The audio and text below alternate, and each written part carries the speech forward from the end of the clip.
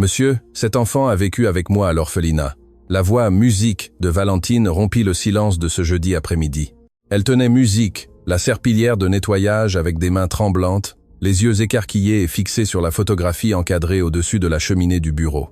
Mathieu laissa tomber sa tasse de café. Il se retourna si vite qu'il faillit faire tomber la chaise. De quoi parle la nouvelle employée? Cette jeune fille silencieuse qui lui adressait à peine la parole, depuis qu'elle avait commencé à travailler, là 3 semaines plus tôt, était pâle comme un linge. Cet enfant ici, il a vécu avec moi à l'orphelinat Sainte-Claire. Nous dormions dans le même dortoir. Il s'appelait Daniel. Un frisson parcourut l'échine de Mathieu. Daniel, le nom qu'il n'avait pas entendu depuis près de 30 ans. Le nom de son frère jumeau, disparu alors qu'ils avaient tous deux 4 ans. Ce n'est pas possible, mon frère. Il est mort il y a longtemps. Valentine secoua la tête, tandis que les larmes commençaient à couler. Je ne sais rien d'une mort, monsieur, mais je sais que cet enfant a vécu jusqu'à 16 ans à l'orphelinat. C'était mon meilleur ami. Il me protégeait quand les plus grands s'en prenaient à moi. Mathieu traversa le bureau en 3 pas. Il prit la photo de ses mains. L'enfant sur le portrait souriait. Les mêmes yeux foncés qu'il voyait dans le miroir chaque matin. La même forme de visage. Le même sourire tordu du côté gauche. Êtes-vous sûr? Absolument sûr. Oui, monsieur. Je n'oublierai jamais ce visage. Daniel parlait toujours d'un frère jumeau, d'une grande maison, d'un papa qui cuisinait. Mathieu eut la gorge nouée. Son père avait été chef. C'est pourquoi Mathieu avait suivi la même profession. Il parlait de son frère tout le temps, continua Valentine en s'essuyant le visage avec le dos de la main. Il disait qu'un jour vous vous retrouveriez, que son frère ne cesserait jamais de le chercher. Des pas légers dans l'escalier interrompirent la conversation. Sophie apparut à la porte du bureau, serrant l'ours en peluche qu'elle ne lâchait pas depuis l'accident. La fillette de 7 ans avait le visage pâle et les petits yeux effrayés. « Papa, il s'est passé quelque chose ?»« Rien, ma fille. Retourne dans ta chambre. »« Oui. » Mais Sophie regarda Valentine et quelque chose dans les yeux de l'employé sembla calmer la petite fille. Valentine esquissa un petit sourire aimable, malgré les larmes qui mouillaient son visage. « Bonjour, Sophie. Tout va bien, ma chérie. C'est juste une ennuyeuse conversation d'adulte. » Sophie resta immobile quelques secondes de plus, regardant de l'employé à son père. Puis elle hocha lentement la tête et monta les escaliers. Mais avant de disparaître dans le couloir, elle se retourna une fois de plus, comme pour s'assurer que Valentine était toujours là. Quand la petite fille fut partie, Mathieu s'assit dans le fauteuil. Ses jambes ne pouvaient plus supporter le poids de cette révélation. « Racontez-moi tout ce que vous savez de lui. » Valentine tira une chaise et s'assit en face de lui. Elle respira profondément, essayant de contrôler son émotion. Daniel avait une tache de naissance derrière l'oreille gauche, en forme de demi-lune, et il était gaucher. Mais il savait utiliser les 2 mains pour écrire et dessiner. Mathieu ferma les yeux. Daniel avait exactement cette marque et son père, qui était chef, leur avait appris à tous les deux à utiliser les 2 mains pour tenir le couteau et entraîner la coordination. Mon Dieu, il avait toujours un petit carnet à la main, vous savez. Il dessinait tout le temps, des maisons avec jardin, un piano, 2 enfants se tenant la main, et toujours un homme avec une toque de chef. La voix de Mathieu sortit basse, presque un murmure. Mon père portait une toque de chef à la maison. Valentine hocha la tête. Daniel le savait. Il se souvenait de tant de choses. Il se souvenait que vous l'appeliez champion. Il se souvenait de sa mère jouant du piano. Il ne l'a jamais oublié. Pourquoi personne ne l'a cru? Pourquoi personne n'a cherché sa famille? Parce que les documents disaient qu'il était orphelin, que ses parents adoptifs étaient morts dans un accident. Tout le monde pensait que ces histoires n'étaient que l'imagination d'un enfant.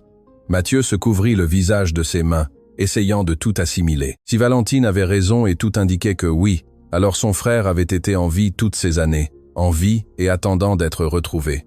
Et personne ne l'avait cherché comme il se devait. Valentine leur servit de l'eau à tous les 2. Ils restèrent là dans le bureau tandis que le soir tombait et que la lumière dorée du soleil entrait par les fenêtres. Avant de continuer à parler de Daniel, dit Valentine en remuant son verre, il faut que vous compreniez une chose, monsieur. J'ai grandi dans cet orphelinat depuis l'âge de 5 ans. Mes parents sont morts dans un accident de bus, je n'avais personne d'autre. Mathieu lui fit signe de continuer. Daniel est arrivé là quand j'avais environ 12 ans. Il est apparu de nulle part. Une assistante sociale l'a amené. Il avait 9 ans à l'époque. Il disait que ses parents adoptifs venaient de mourir dans un accident de voiture. Vous voulez dire qu'il a vécu avec une autre famille de 4 à 9 ans? C'est ça. Mais il jurait qu'il avait une autre famille avant, sa vraie famille, et qu'un jour il reviendrait avec elle. Comment était-il à l'orphelinat? Il était silencieux. Il passait ses journées à dessiner. Mais il était fort, vous savez. Quand les plus grands s'en prenaient à moi, il me défendait. Il le grondait, parfois le frappait, mais il ne laissait personne me faire du mal. Valentine sourit, perdue dans ses souvenirs. Nous sommes devenus les meilleurs amis. Je le soignais quand il tombait malade, et il me protégeait des autres. Nous avons promis de ne jamais nous séparer, que lorsque nous quitterions l'orphelinat, nous vivrions ensemble. Nous serions une famille. Qu'est-il arrivé? Il s'est échappé quand il avait 16 ans. Il a eu une très forte dispute avec l'un des gardiens qui l'a frappé.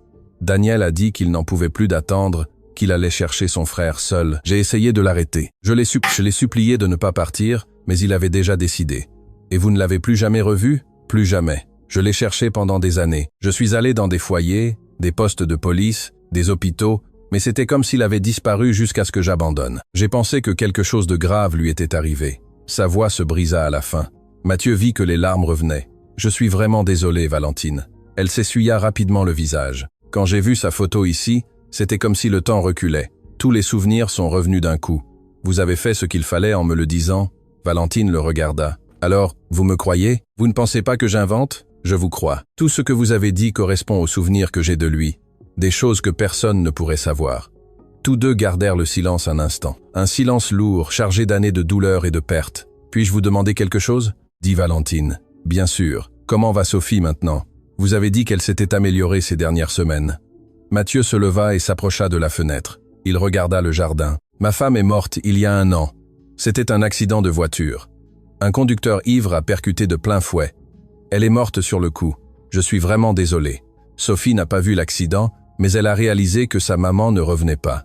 Elle est restée à m'attendre à la fenêtre toute la nuit. Quand je lui ai raconté ce qui s'était passé, elle est entrée en état de choc.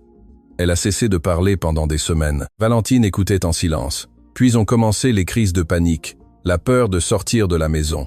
Elle s'enfermait dans sa chambre, ne mangeait pas bien, ne parlait à personne. Les médecins ont dit que c'était une phobie sociale sévère causée par le traumatisme. Et comment va-t-elle maintenant? Mathieu se tourna vers Valentine. Mieux, grâce à vous. Je n'ai pas fait grand-chose. Bien sûr que si. Vous avez réussi ce qu'aucun thérapeute n'a réussi en 1 an. Le souvenir lui revint clairement à l'esprit. C'était la 2e semaine de travail de Valentine. Il était au bureau quand il entendit un bruit étrange venant de l'étage. Il monta en courant, craignant que Sophie ne fasse une autre crise. Mais quand il arriva dans le couloir, il vit quelque chose qu'il n'oublierait jamais. La porte de la chambre de Sophie était entr'ouverte. Et par la fente, il vit sa fille assise sur le lit, tenant une note sur papier jaune. Elle souriait. Il y avait si longtemps qu'il n'avait pas vu sa fille sourire, qu'il en avait même oublié comment c'était. Sophie relut la note et laissa échapper un petit rire. Puis elle se leva, alla vers la porte et l'ouvrit complètement. Valentine était de l'autre côté, tenant un plateau avec un sandwich et un jus. « J'ai pensé que tu aimerais un goûter. » Sophie prit le plateau sans rien dire, mais avant de fermer la porte, elle regarda Valentine et murmura « Merci ». Ce ne fut qu'un mot, mais ce fut le premier mot que Sophie avait prononcé depuis des semaines. À partir de ce jour, Valentine commença à laisser des notes sous la porte tous les jours.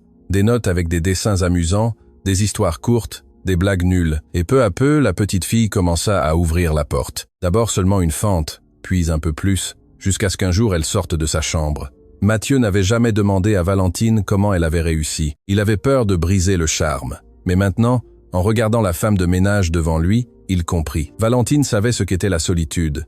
Elle savait ce qu'était la perte. Et Sophie l'avait reconnue en elle. « Merci », dit-il soudain. Valentine cligna des yeux, confuse. « Pourquoi ? Pour me rendre ma fille, pour me donner l'espoir de retrouver mon frère, pour être là. » Elle rougit et baissa les yeux. « Je n'ai fait que ce qu'il fallait. Vous avez fait bien plus que cela. » Le lendemain, Mathieu appela Valentine de nouveau au bureau. Il y avait une boîte en bois ouverte sur la table. C'est tout ce qui reste de Daniel. Dans la boîte, il y avait de vieilles photos, une paire de petites chaussures, une casquette délavée et un carnet de dessins. Valentine prit le carnet avec soin, comme s'il allait se briser. Elle l'ouvrit à la première page et écarquilla les yeux. Mon Dieu, il dessinait exactement comme quand il était enfant. Les dessins étaient simples, mais pleins de détails. Une maison avec jardin, 2 enfants se tenant la main, un piano dans le salon, un homme avec une toque de chef. Ces dessins datent d'avant sa disparition, expliqua Mathieu. Ma mère a tout gardé quand il a disparu. Elle n'a jamais pu se débarrasser de rien.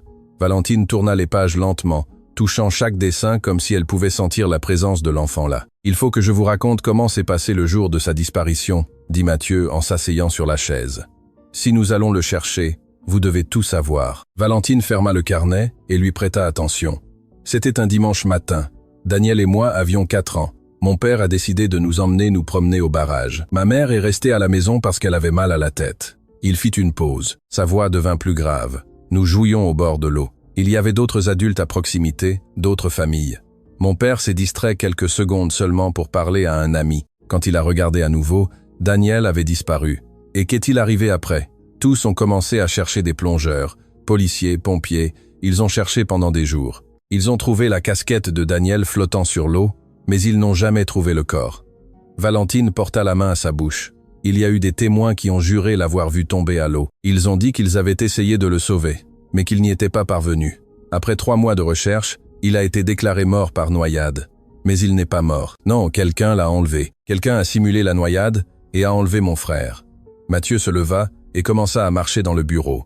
Ma famille n'a plus jamais été la même après cela. Ma mère est tombée dans une profonde dépression. Elle a cessé de donner des cours de musique, a cessé de jouer du piano. Elle passait son temps à regarder sa photo en attendant qu'il revienne. Et votre père? Mon père s'est réfugié dans le travail. Il a ouvert le restaurant et y vivait pratiquement. Je pense que c'était sa façon de ne pas penser à ce qui s'était passé. Et vous? J'ai grandi avec la culpabilité. Je pensais que j'aurais dû lui tenir la main, que si j'étais resté près de lui, rien de tout cela ne serait arrivé. Mais vous n'étiez qu'un enfant. Comment auriez-vous pu le savoir? La tête le sait, mais le cœur non. Valentine comprit. Elle portait ses propres culpabilités de l'orphelinat. Ma mère est morte quand j'avais 15 ans. Son cœur s'est simplement arrêté. Les médecins ont dit que c'était dû à des complications de la dépression. Mais je sais qu'elle est morte de tristesse d'avoir perdu Daniel. Je suis vraiment désolé, Mathieu. Mon père a vécu environ 10 ans de plus. Il m'a tout appris sur la cuisine. Quand il est mort, j'ai hérité du restaurant. Je l'ai transformé en l'un des meilleurs de la ville pour lui rendre hommage. C'est ça. C'était ma façon de les maintenir en vie tous les deux, mon père et mon frère. Les deux restèrent silencieux. Dehors, les oiseaux chantaient dans les arbres du jardin. « Je vais engager un détective », dit Mathieu. « Je vais fouiller chaque dossier, chaque document. Si Daniel est vivant quelque part, je le trouverai, et je ferai tout ce que je peux pour aider. » Il la regarda. « Pourquoi faites-vous cela? Vous ne me connaissez même pas bien. Parce que Daniel était aussi mon frère, pas de sang, mais de cœur, et je lui ai promis que je ne l'abandonnerai jamais. » 2 jours passèrent. C'était un samedi matin, et Mathieu était dans la cuisine à préparer du café quand la sonnette retentit. Il alla ouvrir. Quand il ouvrit la porte, la surprise faillit le renverser. Justine, son ex-fiancée, était à la porte, souriante, tenant un sac de la boulangerie et un bouquet de fleurs. « Bonjour Mathieu, ça fait longtemps. Je t'ai apporté du pain chaud et des fleurs pour le jardin. Que fais-tu ici? Je suis venu parce que tu me manquais. Pouvons-nous parler ?» Elle n'attendit pas de réponse. Elle passa devant lui et entra dans la maison comme si elle y vivait encore. Tiens, tout est pareil. Même l'odeur du café est la même. Mathieu ferma la porte, assimilant encore la visite inattendue. « Justine, nous avons rompu il y a 2 ans. Tu ne peux pas arriver comme ça sans prévenir. Je sais, mais c'est que vous me manquiez, toi, Sophie, cette maison. Puis-je rester quelques minutes ?» Avant que Mathieu ne puisse répondre, Valentine apparut à la porte de la cuisine, s'essuyant les mains sur son tablier. « Monsieur, le café est prêt. Voulez-vous que… » Elle s'arrêta en voyant la femme dans le salon. Justine regarda l'employé. Elle remarqua son uniforme simple, ses cheveux attachés en queue de cheval, ses mains encore mouillées. « Bonjour, vous êtes nouvelle ici, n'est-ce pas ?»« Oui, j'ai commencé il y a 3 semaines. »« Ah, c'est bien. » La maison avait besoin de quelqu'un pour bien s'occuper des choses. Le ton était doux, mais cachait une pointe. Valentine le perçut, mais ne répondit pas. Elle hocha seulement la tête et retourna à la cuisine. Justine attendit qu'elle disparaisse et se tourna vers Mathieu. Elle a l'air très correcte. Valentine est excellente dans ce qu'elle fait, j'imagine. Elle marcha jusqu'au salon et s'assit sur le canapé, s'assurant d'être à l'aise comme si elle était chez elle. « Eh bien, raconte-moi, comment vas-tu? Comment va Sophie ?» Mathieu soupira. Il savait que Justine ne partirait pas si tôt. Il alla jusqu'au fauteuil et s'assit. « Nous allons bien, mieux qu'il y a quelques mois. Sérieusement, quelle merveille. Je me suis tellement inquiété quand j'ai appris l'accident de Camille. J'ai voulu venir plus tôt, mais j'ai pensé que tu avais besoin de ton espace, et j'en avais besoin. » Justine fit une tête de chien battu. « Je sais que nous n'avons pas bien fini. Je sais que j'ai trop insisté pour le mariage, mais j'ai toujours eu une affection particulière pour toi, Mathieu, pour toi et Sophie. Où voulez-vous en venir? Nulle part. Je voulais juste vous voir, savoir si vous alliez bien, être une amie. Vous savez, nous ne sommes pas amis, Justine. Nous pourrions l'être. » À ce moment-là, des pas légers dans l'escalier attirèrent l'attention des deux. Sophie apparut en haut, descendant doucement, se tenant à la rampe d'une main et à son ours en peluche de l'autre. Quand elle vit Justine, elle s'arrêta à mi-escalier. « Oh, Sophie !» Justine se leva d'un bond. « Regarde comme tu as grandi, ma belle. Viens faire un câlin à ta tante. » Sophie resta immobile, regardant alternativement la femme et son père. Elle ne descendit pas un seul échelon de plus. Bonjour, dit-elle à voix basse. Justine força un sourire. Qu'elle est mignonne. Tu es toujours timide, n'est-ce pas? Mais, tu vas bien? Tu manges bien? Sophie ne répondit pas. Elle regarda vers la porte de la cuisine cherchant quelqu'un. Valentine apparut tenant un plat. Sophie, mon amour, j'ai fait les crêpes que tu aimes tant. Viens manger pendant qu'elles sont chaudes. Le visage de Sophie s'illumina. Elle descendit le reste de l'escalier en courant et alla directement à la cuisine, passant devant Justine sans même la regarder. Justine resta là avec le sourire figé sur le visage, voyant la petite fille disparaître avec l'employé. « Elle est très attachée à l'employé, n'est-ce pas ?» dit-elle en se rasseyant. Valentine a beaucoup aidé Sophie. Elle a été la seule personne à la faire sortir de sa chambre. « Ah, c'est gentil de sa part. » Mais la façon dont elle le dit laissa clairement entendre que cela ne lui semblait pas gentil du tout. Elle resta quelques minutes de plus, essayant de lancer la conversation avec Mathieu, lui demandant des nouvelles du restaurant, des affaires, s'il sortait avec quelqu'un. Mais Mathieu répondait à tout par des monosyllabes, visiblement mal à l'aise. « Bon, je crois qu'il est préférable que je parte, » dit Justine finalement en prenant son sac. « Je voulais juste passer dire bonjour, voir comment vous alliez. » Elle marcha vers la porte. Avant de sortir, elle prit le bras de Mathieu. « Nous pourrions dîner un de ces jours, juste toi et moi, pour vraiment nous rattraper. Je ne sais pas si c'est une bonne idée, s'il te plaît. Juste un dîner entre vieux amis. » Mathieu hésita. « J'y penserai. »« Parfait. Alors je t'appelle. Au revoir, Mathieu. » Elle lui donna un long baiser sur la joue et s'en alla. Quand la porte se ferma, Mathieu resta là debout. Quelque chose n'allait pas. Justine ne faisait jamais rien sans un motif caché. Dans la cuisine, Sophie mangeait des crêpes pendant que Valentine faisait la vaisselle. « Cette femme ne m'a pas plu, » dit Sophie soudain. « Pourquoi pas, mon amour? Parce qu'elle est fausse. » Elle m'a souri, mais son sourire n'atteignait pas ses yeux. Valentine arrêta de faire la vaisselle et regarda la petite fille. « Tu es très intelligente, tu savais? Mon papa dit toujours ça. Eh bien, il a tout à fait raison. » Les deux sourirent. Dehors, Justine s'assit dans la voiture, mais n'alluma pas encore le moteur. Elle sortit son portable et ouvrit l'Instagram de Mathieu. Elle fit défiler le fil jusqu'à ce qu'elle trouve ce qu'elle cherchait. Une photo récente d'il y a 4 jours. Sophie assise à la table de la cuisine, souriante, remuant quelque chose dans un bol. Et en arrière-plan, un peu flou, on pouvait apercevoir Valentine. Elle lut la description. « Ma fille a enfin retrouvé le sourire grâce à celle qui a apporté la lumière dans notre maison. » Justine serra les dents. Alors c'était ça. La petite employée avait réussi à s'immiscer dans leur vie. Elle avait gagné la petite fille et, à la façon dont Mathieu en avait parlé, être l'avait-elle aussi conquis. Elle ouvrit le navigateur et tapa le nom complet qu'elle avait vu sur le badge de l'uniforme. Valentine Dubois commença à chercher sur les réseaux sociaux, de vieilles nouvelles, tout ce qu'elle pourrait utiliser. Car s'il y avait une chose que Justine savait bien faire, c'était de découvrir des secrets. Et tout le monde avait un cadavre dans le placard. Il lui suffisait de trouver celui de Valentine. 2 semaines et demie passèrent depuis que Mathieu avait engagé le détective privé. Pendant ce temps, lui et Valentine avaient passé plusieurs soirées au bureau à examiner d'anciens documents, des photos jaunies, des registres que l'enquêteur obtenait. Sophie commença parfois à descendre dîner avec eux. Elle avait encore des jours difficiles, des jours où elle ne sortait pas de sa chambre, mais ils étaient de plus en plus rares. La présence de Valentine semblait calmer la petite fille d'une manière qu'aucun médicament n'avait réussi. Un jeudi après-midi, le téléphone sonna. Mathieu était seul dans le bureau. Valentine était allée au marché avec la liste de courses. « Monsieur Duval, c'est le détective Paul. J'ai trouvé quelque chose, oui. Et je vous recommande de vous asseoir pour écouter ça. » Mathieu tira une chaise. « Dites-moi, l'acte de décès de votre frère contient plusieurs incohérences. Il a été délivré uniquement sur la base de témoignages, sans corps. Et j'ai découvert qu'un des témoins principaux est mort 6 mois plus tard dans des circonstances étranges. » Comment ça, étrange? Un accident de la route qui n'a jamais été résolu. L'affaire a été classée comme accident, mais il y a des détails qui ne collent pas et il y a plus. Mathieu serra le téléphone plus fort. J'ai trouvé des registres d'une infirmière qui travaillait à l'hôpital général à l'époque de la supposée noyade. 3 jours après le cas de votre frère, elle a démissionné, a pris sa famille et a disparu. Elle a changé de ville, a changé de nom. On ne l'a plus jamais revue dans la région. Qu'est-ce que cela signifie? Cela signifie que quelqu'un a pu être payé pour fermer les yeux ou pour aider activement. Je suis toujours en train d'enquêter, mais tout indique que la noyade était un montage, Monsieur Duval. Mathieu ferma les yeux, essayant de contrôler ce qu'il ressentait. Et les registres de l'orphelinat. J'ai eu accès hier. Il y a un enfant enregistré sous le nom de Daniel Dubois, qui est entré à l'orphelinat Sainte-Claire. Exactement 2 jours après la disparition de votre frère. Âge d'entrée, 4 ans. Motif d'internement. Parents adoptifs décédés dans un accident de voiture. C'était lui, murmura Mathieu. Tout indique que oui, monsieur. Je continuerai d'enquêter. Mais il existe une possibilité réelle que votre frère ait été kidnappé et vendu à une famille qui ne pouvait pas adopter, par la voie légale. Quand cette famille est morte dans l'accident, l'enfant s'est retrouvé à l'orphelinat sous une fausse identité. Combien de temps vous faut-il pour rassembler toutes les preuves? Quelques semaines encore, peut être 1 mois. Ce sont des documents très anciens.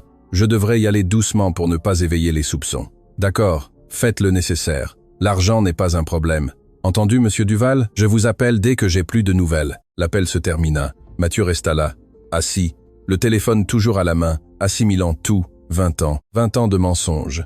20 ans à croire que son frère était mort noyé, alors qu'en réalité il était vivant. Oublié dans un orphelinat à quelques kilomètres de là. La porte du bureau s'ouvrit. Valentine entra avec 2 sacs du marché. J'ai trouvé le chocolat que Sophie aime. Il était en promotion et elle s'arrêta en voyant l'expression sur le visage de Mathieu. Il s'est passé quelque chose? Mathieu la regarda, et pour la première fois depuis l'arrivée de Valentine, il ne put se contenir. Le détective a appelé. Vous aviez raison. Surtout, Valentine laissa tomber les sacs par terre. Il a retrouvé Daniel. Pas encore, mais il a trouvé des preuves qu'il a été kidnappé, que la noyade était un montage, qu'il a été vendu à une famille et qu'il s'est retrouvé à l'orphelinat quand cette famille est morte. Mon Dieu. Mathieu se leva et alla vers la fenêtre. Ses mains tremblaient. Il était en vie tout ce temps, Valentine. En vie et en attente. Et je ne le savais pas. Je n'ai pas bien cherché. J'ai accepté ce qu'on m'a dit et j'ai continué. Vous étiez un enfant, vous ne pouviez pas le savoir. Mais après, j'ai grandi. Je suis devenu adulte. J'aurais pu enquêter, j'aurais pu questionner, mais je n'ai rien fait. Sa voix sortit plus fort qu'il ne l'avait voulu. Valentine recula d'un pas. Effrayé, Mathieu s'en rendit compte et respira profondément. Pardon, je n'ai pas voulu crier, je comprends.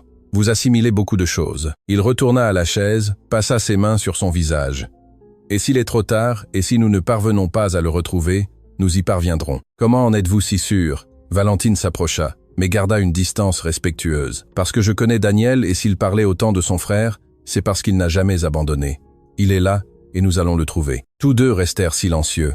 Valentine vit la douleur dans les yeux de Mathieu et voulut faire quelque chose. Dire quelque chose qui l'aiderait, mais elle ne savait pas quoi. « Je vais préparer un thé, dit-elle enfin. Vous avez besoin de respirer un peu.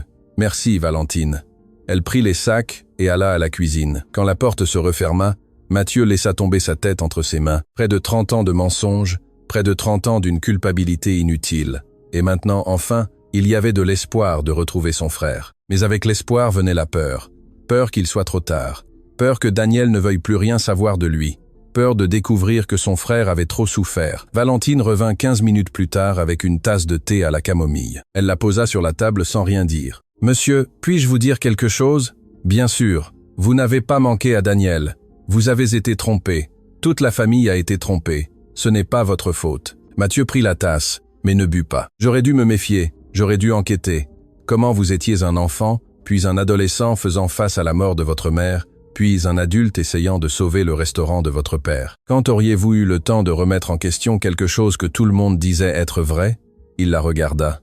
Valentine était là, ferme, les yeux pleins de certitude. « Vous êtes très sage pour votre âge. Vous savez, j'ai appris très jeune que se blâmer pour le passé ne change rien. Nous ne pouvons changer que ce que nous faisons à partir de maintenant. Et que fais-je à partir de maintenant ? Continuez à chercher, n'abandonnez pas. Et quand vous trouverez Daniel, serrez-le dans vos bras et demandez-lui pardon. Non pas d'avoir échoué, mais d'avoir tardé. » Mathieu but enfin le thé. Il était doux, juste comme il l'aimait. « Merci pour tout. » Valentine esquissa un petit sourire. « Nous allons le trouver, monsieur Mathieu. Je vous promets que nous allons le trouver. » Et une semaine plus tard, lors d'un dîner d'affaires au manoir, Mathieu découvrirait que les promesses ne sont pas toujours tenues comme nous l'espérons et que la confiance, aussi forte qu'elle puisse paraître, peut être brisée par un seul mensonge bien raconté. 8 semaines s'étaient écoulées depuis la première conversation avec le détective. La recherche de Daniel continuait, lente mais constante. Le détective appelait chaque semaine avec de petits progrès, des noms de travailleurs sociaux à la retraite, d'anciens registres d'adoption, des pièces d'un puzzle de presque 30 ans. Pendant ce temps, la vie au manoir avait changé d'une manière que Mathieu n'avait jamais imaginée. Sophie descendait maintenant à la cuisine tous les matins. Elle avait encore ses mauvais jours où elle se réveillait effrayée et ne voulait pas sortir de sa chambre.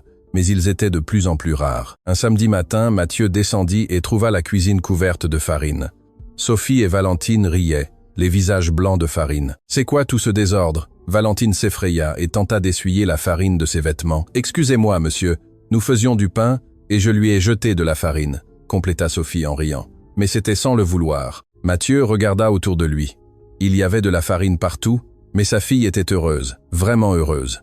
Vous pouvez continuer. Ne faites pas exploser la cuisine. Sophie courut et serra son père dans ses bras. Merci, papa. Valentine m'apprend à faire du pain comme celui de l'orphelinat. Elle courut à la table où il y avait un bol de pâtes. Mathieu s'approcha de Valentine. Merci pour tout cela. Vous n'avez pas à me remercier. Elle est spéciale, quand même. Vous avez réussi ce qu'aucun thérapeute n'a réussi. Valentine esquissa un petit sourire et retourna à la pâte à pain. Mathieu resta là un moment de plus, observant. Il y avait quelque chose dans la façon dont Valentine s'occupait de Sophie qui le touchait. Ce n'était pas seulement de l'affection, c'était du respect. Elle traitait la petite fille comme quelqu'un de fort, capable de surmonter. Et Sophie s'épanouissait avec cela. « Papa, viens pétrir avec nous. Je ne sais pas faire de pain. Valentine nous apprend. C'est facile. » Mathieu s'approcha de la table. Valentine lui montra les mouvements, la façon de presser sans trop de force. « Comme ça, regarde, laisse la pâte te guider. » Il essaya, mais la pâte lui colla aux mains. « Je crois que je ne suis pas fait pour ça. » Sophie rit. « Tu es chef et tu ne sais pas faire de pain. » Valentine saupoudra plus de farine et l'aida à décoller la pâte de ses mains. « Allons-y doucement. » Les trois restèrent là près d'1 heure, riant des maladresses de Mathieu, nettoyant le désordre que Sophie faisait, attendant que le pain lève. Quand le pain sortit enfin du four, doré et aromatique, Sophie applaudit. « Nous avons réussi. »« C'est ça.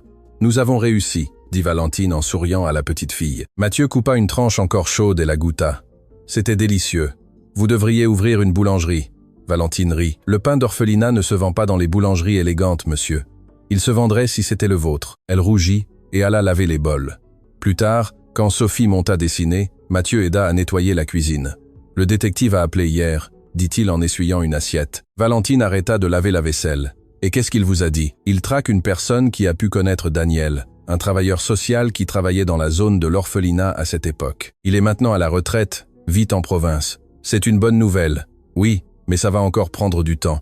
Valentine recommença à laver. Nous allons le trouver, j'en suis sûr. Comment avez-vous autant de foi? Parce que je connais Daniel. Il n'abandonnerait jamais et nous non plus.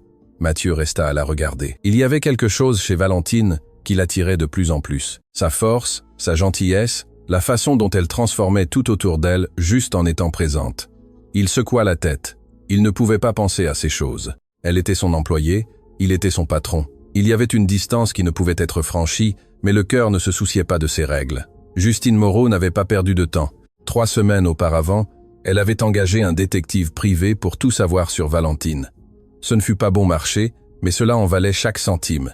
L'homme lui apporta un dossier complet, adresse précédente, emploi passé, même les noms de ses camarades de l'orphelinat. C'est alors que Justine trouva de l'or.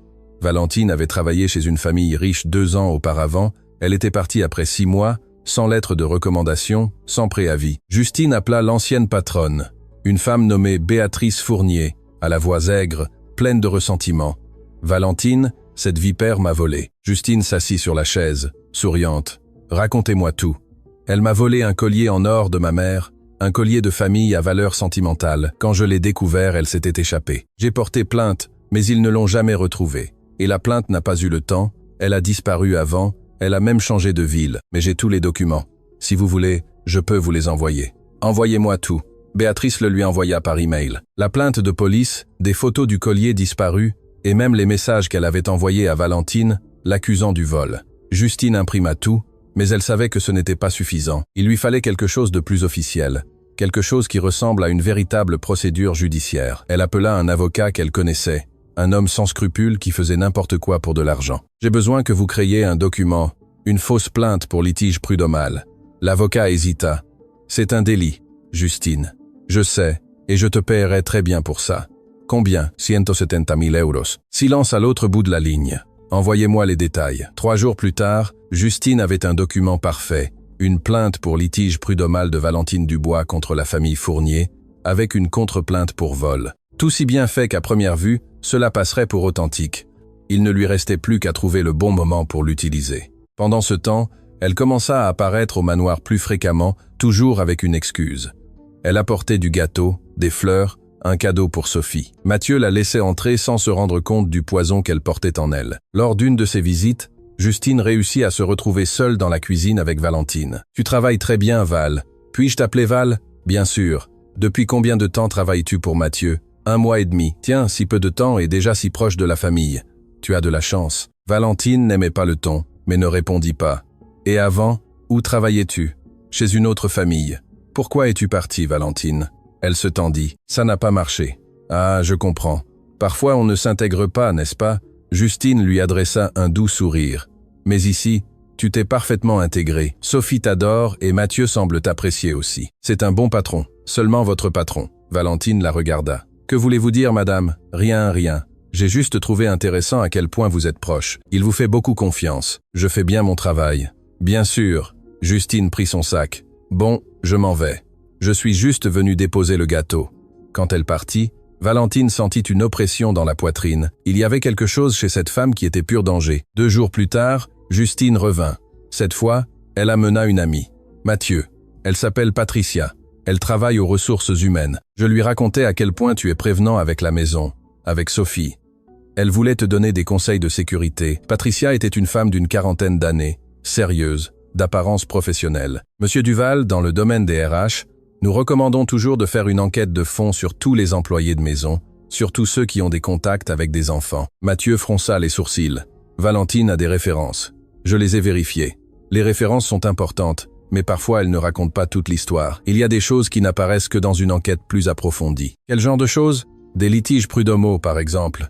Des dettes, des antécédents judiciaires. Valentine n'a rien de tout ça. Patricia et Justine échangèrent un regard. « Êtes-vous sûr ?» demanda Justine. Mathieu se sentit mal à l'aise. « Je le suis. » Mais la graine du doute avait été semée. Cette nuit-là, il resta éveillé tard. Il prit son portable et fut sur le point de chercher le nom de Valentine. Mais il se sentit ridicule. Elle avait sauvé Sophie. Elle avait apporté l'espoir de retrouver Daniel. Pourquoi douter d'elle maintenant?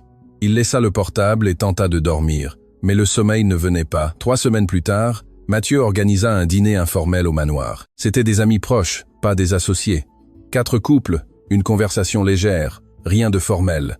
Il engagea un traiteur pour la nourriture. Valentine n'avait qu'à aider à servir les boissons et à tout maintenir en ordre. L'après-midi se déroula tranquillement. Sophie aida à mettre la table, excitée de pouvoir saluer les invités avant de monter dans sa chambre. Tout allait bien jusqu'à ce que la sonnette retentisse à 19 heures. C'était Justine à nouveau. « Mathieu, bonjour. Je suis venu aider avec le dîner. Je ne t'ai pas invité, Justine. Je sais, mais quand tu as mentionné le dîner la semaine dernière, j'ai pensé à te donner un coup de main. Tu me connais. J'adore les réunions. » Elle entra avant qu'il ne puisse protester. Les invités commencèrent à arriver. Tous se saluaient, conversaient, riaient. L'ambiance était agréable.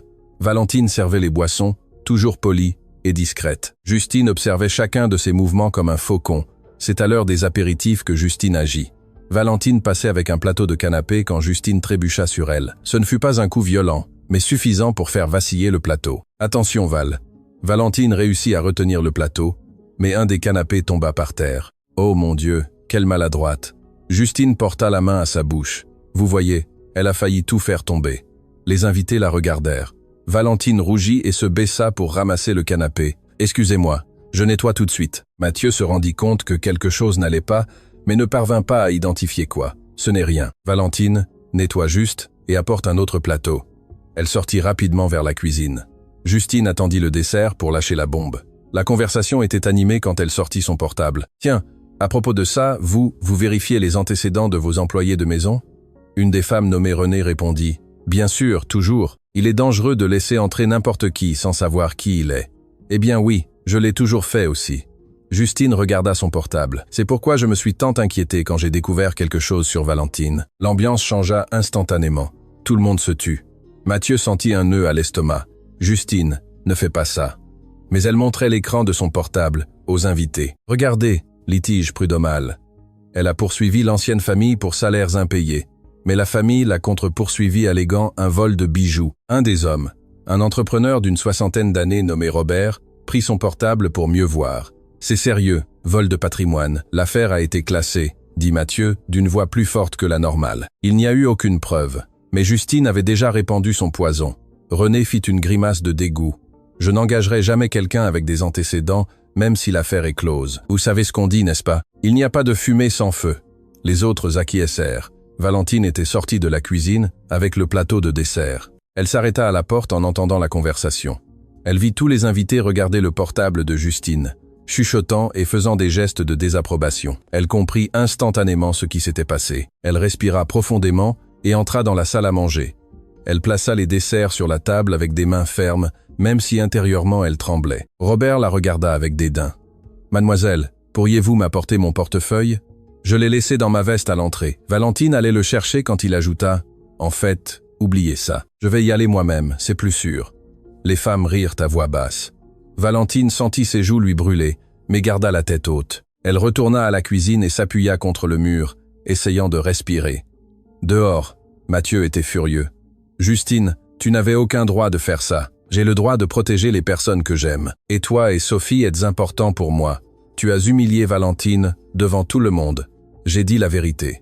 Si la vérité humilie, le problème n'est pas moi. » Les invités se sentirent mal à l'aise. L'ambiance du dîner s'était complètement gâtée.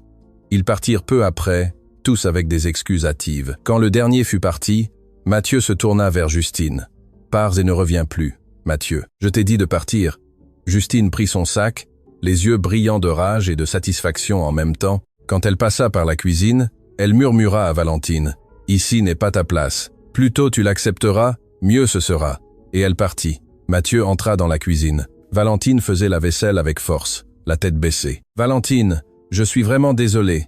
Elle n'avait aucun droit. Vous n'avez pas besoin de vous excuser, monsieur. Je sais quelle est ma place. Il ne s'agit pas de place. Il s'agit de respect. Et elle t'a manqué de respect. » Elle a montré un document. Est-ce vrai ou non? Mathieu resta silencieux.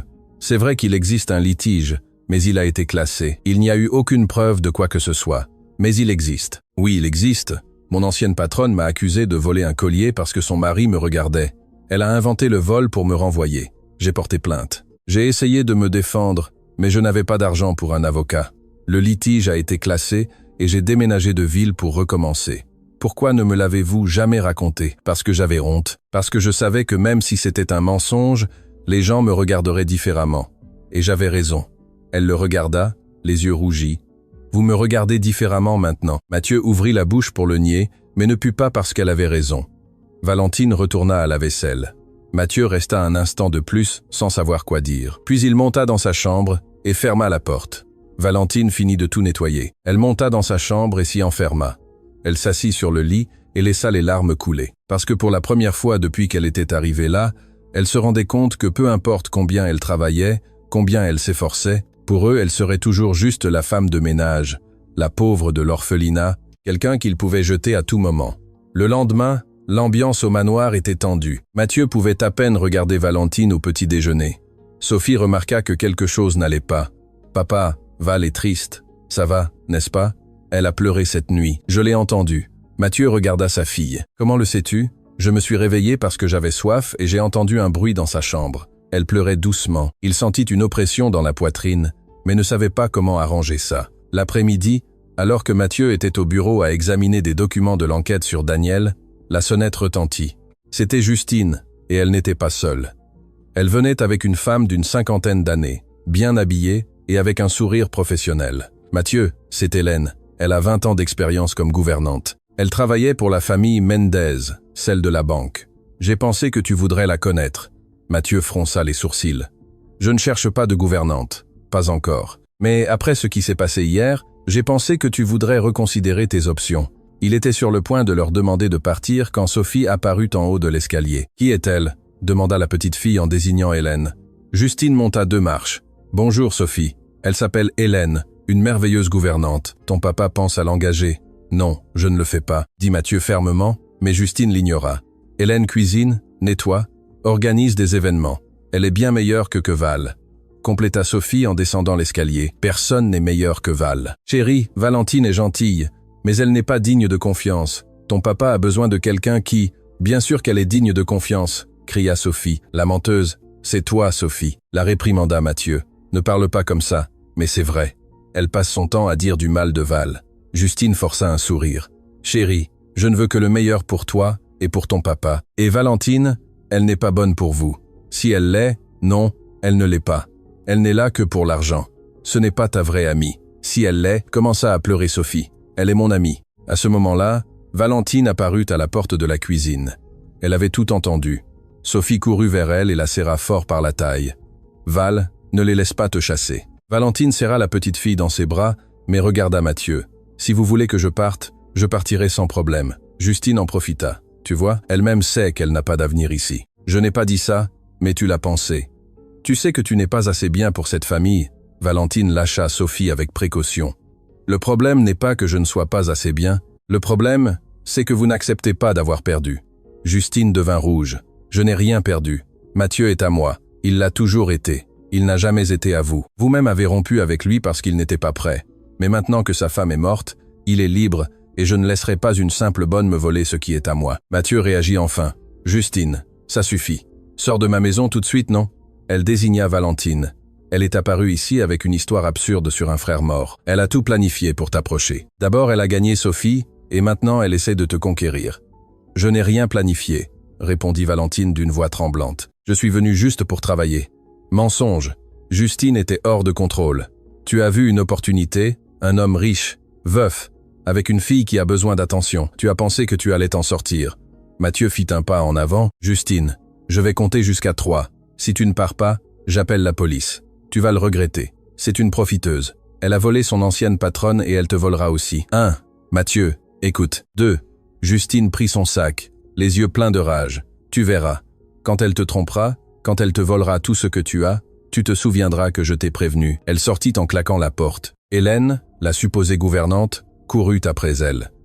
Le silence qui s'ensuivit était lourd. Sophie continuait de serrer Valentine, pleurant doucement. Mathieu les regarda toutes les deux. Il vit la douleur sur le visage de Valentine, la confusion sur celui de sa fille. « Sophie, monte dans ta chambre. »« Mais papa, vas-y, s'il te plaît. » La petite fille lâcha Valentine lentement et monta les escaliers, regardant en arrière à chaque marche. Quand elle disparut de sa vue, Mathieu se tourna vers Valentine. « J'ai besoin de savoir la vérité, toute la vérité. Je vous ai déjà dit la vérité sur Daniel, sur la plainte, sur tout.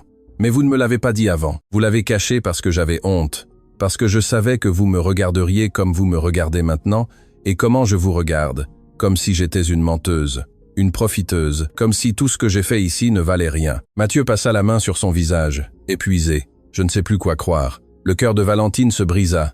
Alors être vaut-il mieux que je parte? Il resta silencieux. Il ne dit pas oui, mais il ne dit pas non plus. Et ce silence fit plus mal que n'importe quel cri. « Je vais faire mes affaires, » dit-elle d'une voix basse. Elle monta lentement les escaliers, chaque marche pesant plus que la précédente. Mathieu resta seul dans le salon, s'assit sur le canapé et se couvrit le visage de ses mains. En haut, Sophie entendit tout depuis la porte de sa chambre. Elle vit Valentine passer dans le couloir, les yeux rouges. « Val !» l'appela-t-elle à voix basse. Valentine s'arrêta, mais ne se retourna pas. « Tout ira bien, Sophie. Tu es une enfant forte. Tu iras bien. Tu vas partir ? Silence. Tu ne vas pas partir, n'est-ce pas ? Tu as promis que tu resterais. » Valentine se retourna finalement, s'agenouilla devant la petite fille. « Parfois, nous ne pouvons pas tenir nos promesses, mon amour.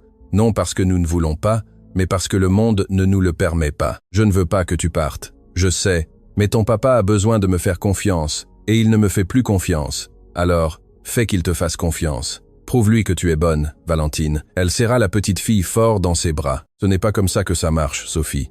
Nous ne pouvons forcer personne à nous croire.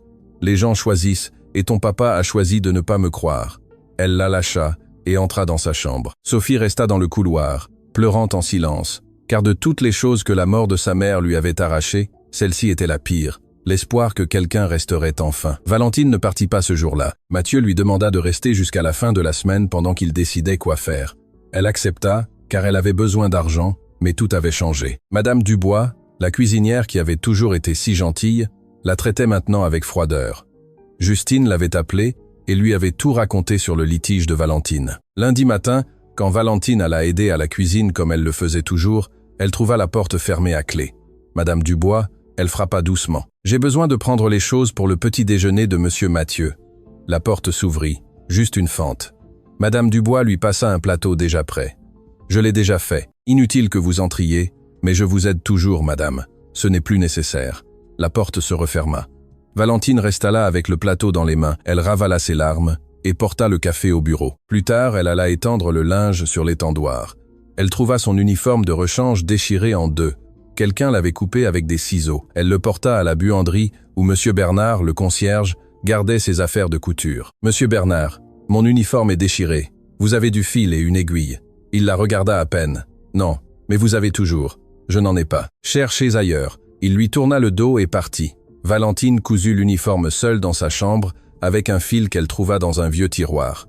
Le lendemain, son déjeuner disparut du réfrigérateur. Elle avait laissé sa nourriture là le matin. À l'heure du déjeuner, elle avait disparu. Elle chercha partout dans la cuisine. Rien. Madame Dubois, demanda-t-elle quand la cuisinière entra. Vous avez vu ma nourriture? Je n'ai rien vu. Et regardez, si j'étais vous, je ne laisserais pas de nourriture dans le réfrigérateur de la maison. Ce n'est pas votre place. Valentine ne répondit pas. Ce jour-là, elle mangea des biscuits avec du thé. Les jours suivants furent pires, de petites et constantes méchancetés. Quelqu'un jeta son seau sur le sol qu'elle venait de serpiller. On lui cacha ses produits de nettoyage. On sonnait à la porte de sa chambre en pleine nuit et on s'enfuyait. Valentine supportait tout en silence, faisait son travail, gardait ses distances avec tout le monde et survivait. Sophie était la seule qui la traitait encore normalement, mais la petite fille avait aussi changé. Elle passait de nouveau plus de temps dans sa chambre, elle avait de nouveau des cauchemars. Un jour, Valentine nettoyait le couloir quand elle entendit des voix venant de la cuisine. Madame Dubois parlait fort au téléphone. « Oui, ma fille, je n'allais pas laisser une personne pareille s'approcher de la nourriture. Qui me garantit qu'elle ne vole pas? Ou pire, qu'elle ne mette pas quelque chose dans la nourriture? Ces gens n'ont aucun scrupule. » Valentine sentit un nœud dans la gorge, retourna dans sa chambre et s'assit sur le lit. Elle regarda autour d'elle. Cette minuscule chambre était devenue un foyer. Ce n'était pas grand-chose, mais c'était à elle. Elle avait de la sécurité. Elle avait Sophie. Elle avait l'espoir de retrouver Daniel. Maintenant, elle allait tout perdre. Elle prit son portable et ouvrit l'ancienne photo de son frère de l'orphelinat. Daniel souriait avec sa chemise rapiécée et ses cheveux en bataille. « Pardonne-moi, Dani, j'ai essayé. J'ai essayé d'aider ton frère à te retrouver, mais je n'ai pas pu. Je ne suis pas assez forte. » Elle s'allongea sur le côté et serra l'oreiller. Elle ne pleura pas. Il ne lui restait plus de larmes, seulement de la fatigue. Fatigue de lutter, fatigue d'essayer de prouver qu'elle était assez bonne, fatigue d'un monde qui la mettait toujours au même endroit, en bas, seule, jetable. 3 jours passèrent depuis la confrontation avec Justine. Mathieu avait passé ce temps enfermé dans son bureau, partagé entre l'enquête sur Daniel et la confusion dans sa propre tête. Le détective avait appelé avec des nouvelles. Il avait réussi à localiser le travailleur social à la retraite qui travaillait dans la zone de l'orphelinat 20 ans auparavant. L'homme accepta de converser. C'était une bonne piste, peu, être la meilleure jusqu'à présent, mais Mathieu pouvait à peine se concentrer car chaque fois qu'il pensait à Daniel, il pensait à Valentine, aux accusations, aux doutes que Justine avait semés et qui grandissaient comme une maladie. Jeudi matin, il prit une décision. Il appela Valentine au bureau. Elle entra avec son uniforme impeccable, les cheveux attachés, la posture droite. Mais elle avait de profondes cernes. Elle avait maigri. Vous pouvez vous asseoir. Elle s'assit sur le bord de la chaise, les mains sur les genoux. Mathieu respira profondément. J'ai passé les derniers jours à réfléchir à tout ce qui s'est passé, aux accusations de Justine dans cette affaire.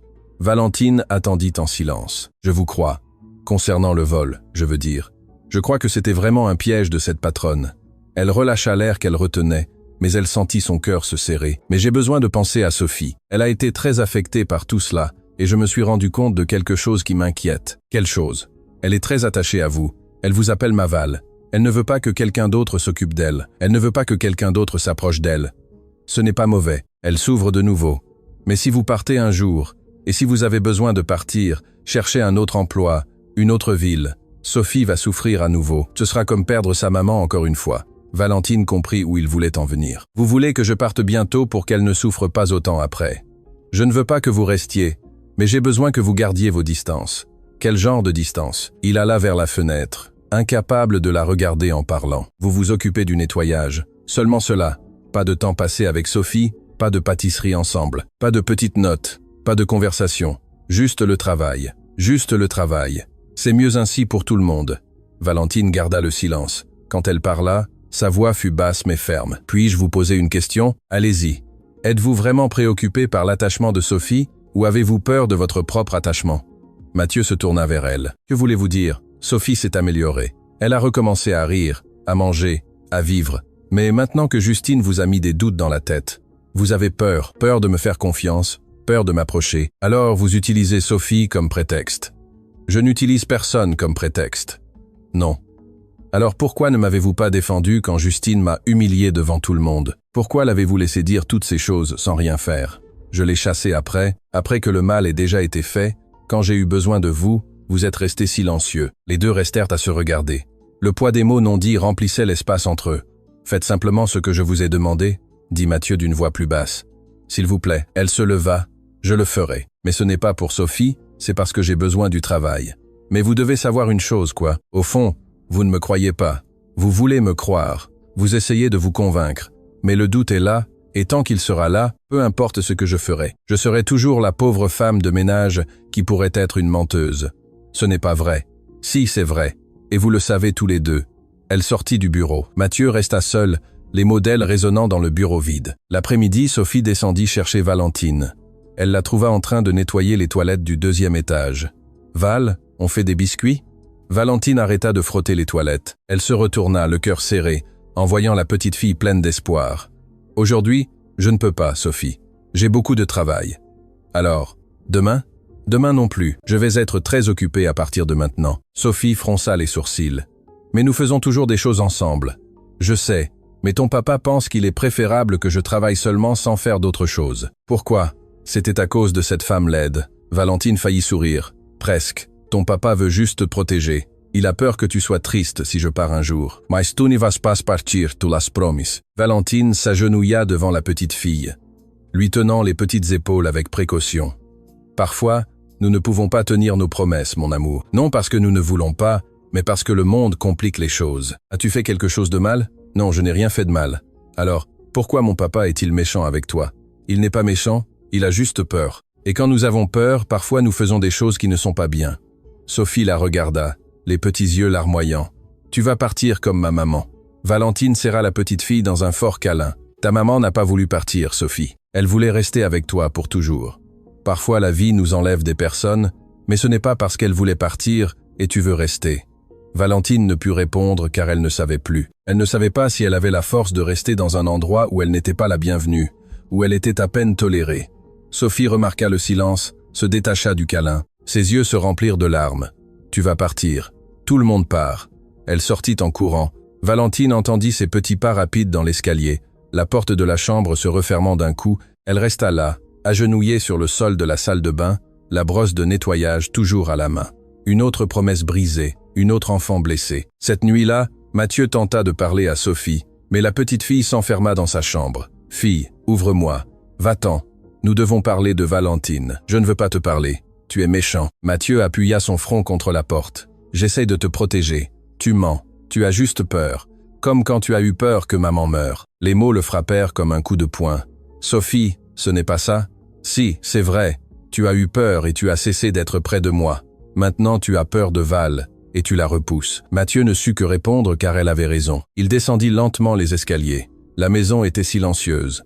Un silence lourd. Il passa par la cuisine. Valentine faisait la vaisselle du dîner que personne n'avait mangé. « Elle n'a pas voulu dîner à nouveau, n'est-ce pas ?»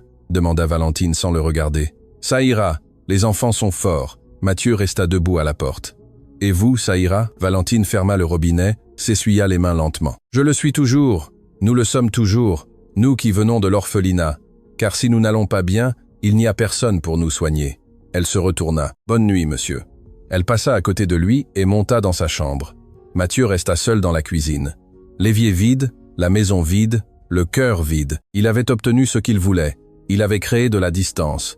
Il s'était protégé, lui et sa fille, du danger de s'attacher trop. Mais pourquoi sentait-il qu'il avait perdu quelque chose d'important, quelque chose qu'il ne pourrait être jamais récupéré? Justine avait tout planifié. Qu'on la chasse du manoir avait été humiliant, mais cela ne l'avait pas anéanti. Au contraire, cela l'avait rendu encore plus déterminé. 2 jours après l'affrontement avec Mathieu, elle mit son plan à exécution. Un mardi matin, elle attendit que Madame Dubois sorte faire les courses et la suivit jusqu'au marché.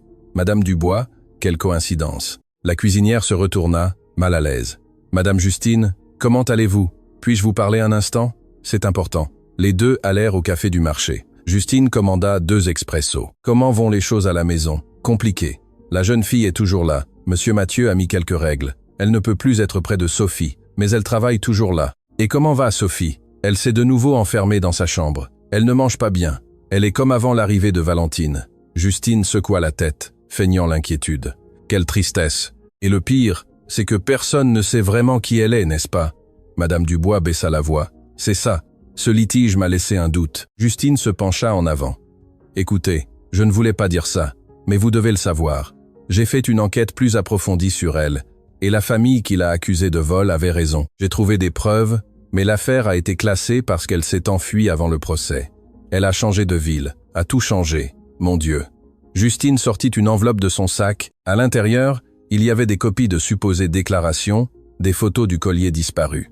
Regardez, c'est le collier qu'elle a volé. C'était un bijou de famille en or massif. La patronne était dévastée. Madame Dubois regarda les photos, horrifiée. Et Monsieur Mathieu le sait, n'est-ce pas? Il n'a pas voulu écouter. Il est aveugle. Justine rangea l'enveloppe. C'est pourquoi je suis inquiète. Si elle a volé une fois, elle peut le faire à nouveau. Comme quoi, par exemple, les bijoux de sa défunte épouse, ceux qu'il garde dans sa chambre. Madame Dubois resta pensive, mais elle nettoie cette chambre chaque semaine. Si elle devait voler, elle l'aurait déjà fait. Justine esquissa un sourire triste, où elle attend le bon moment. Vous savez comment ils sont. Un voleur astucieux ne vole pas le premier jour.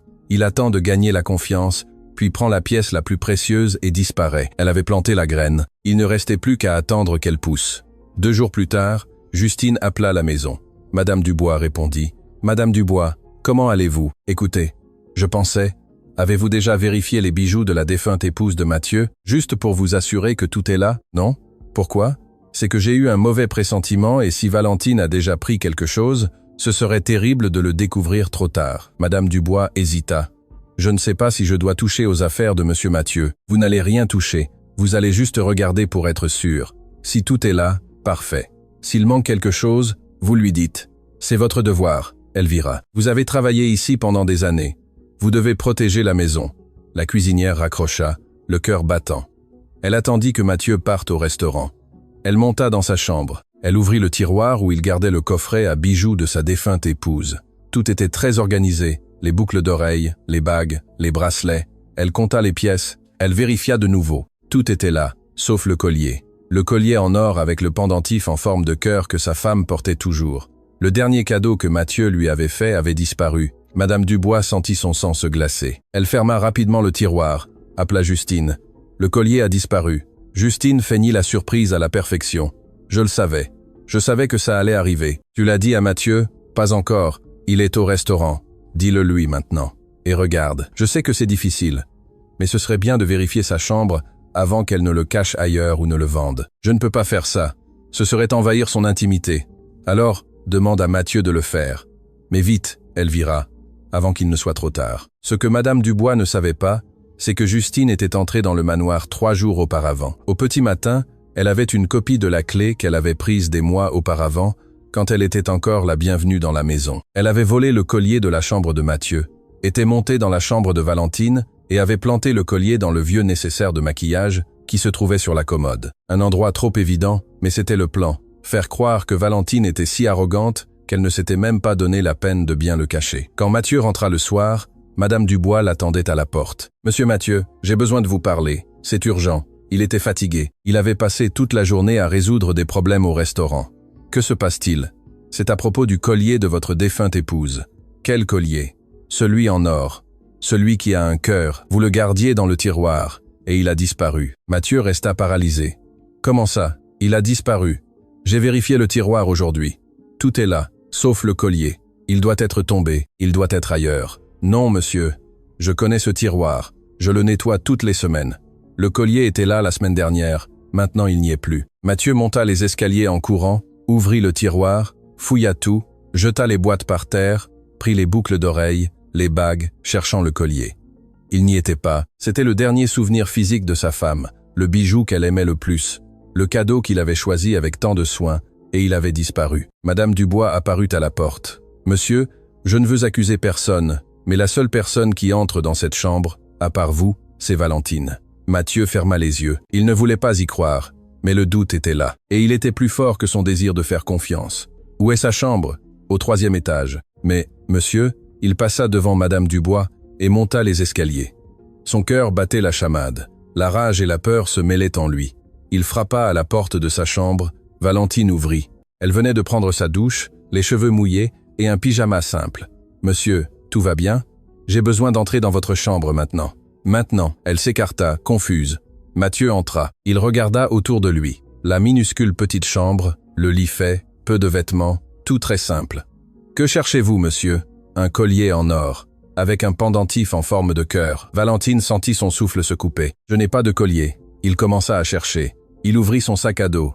Juste de vieux vêtements, un livre usé, la vieille photo de Daniel. « Mathieu, s'il vous plaît, je n'ai rien pris, je vous le jure. » Il ouvrit le tiroir de la commode. Rien d'autre que des chaussettes et quelques sous-vêtements.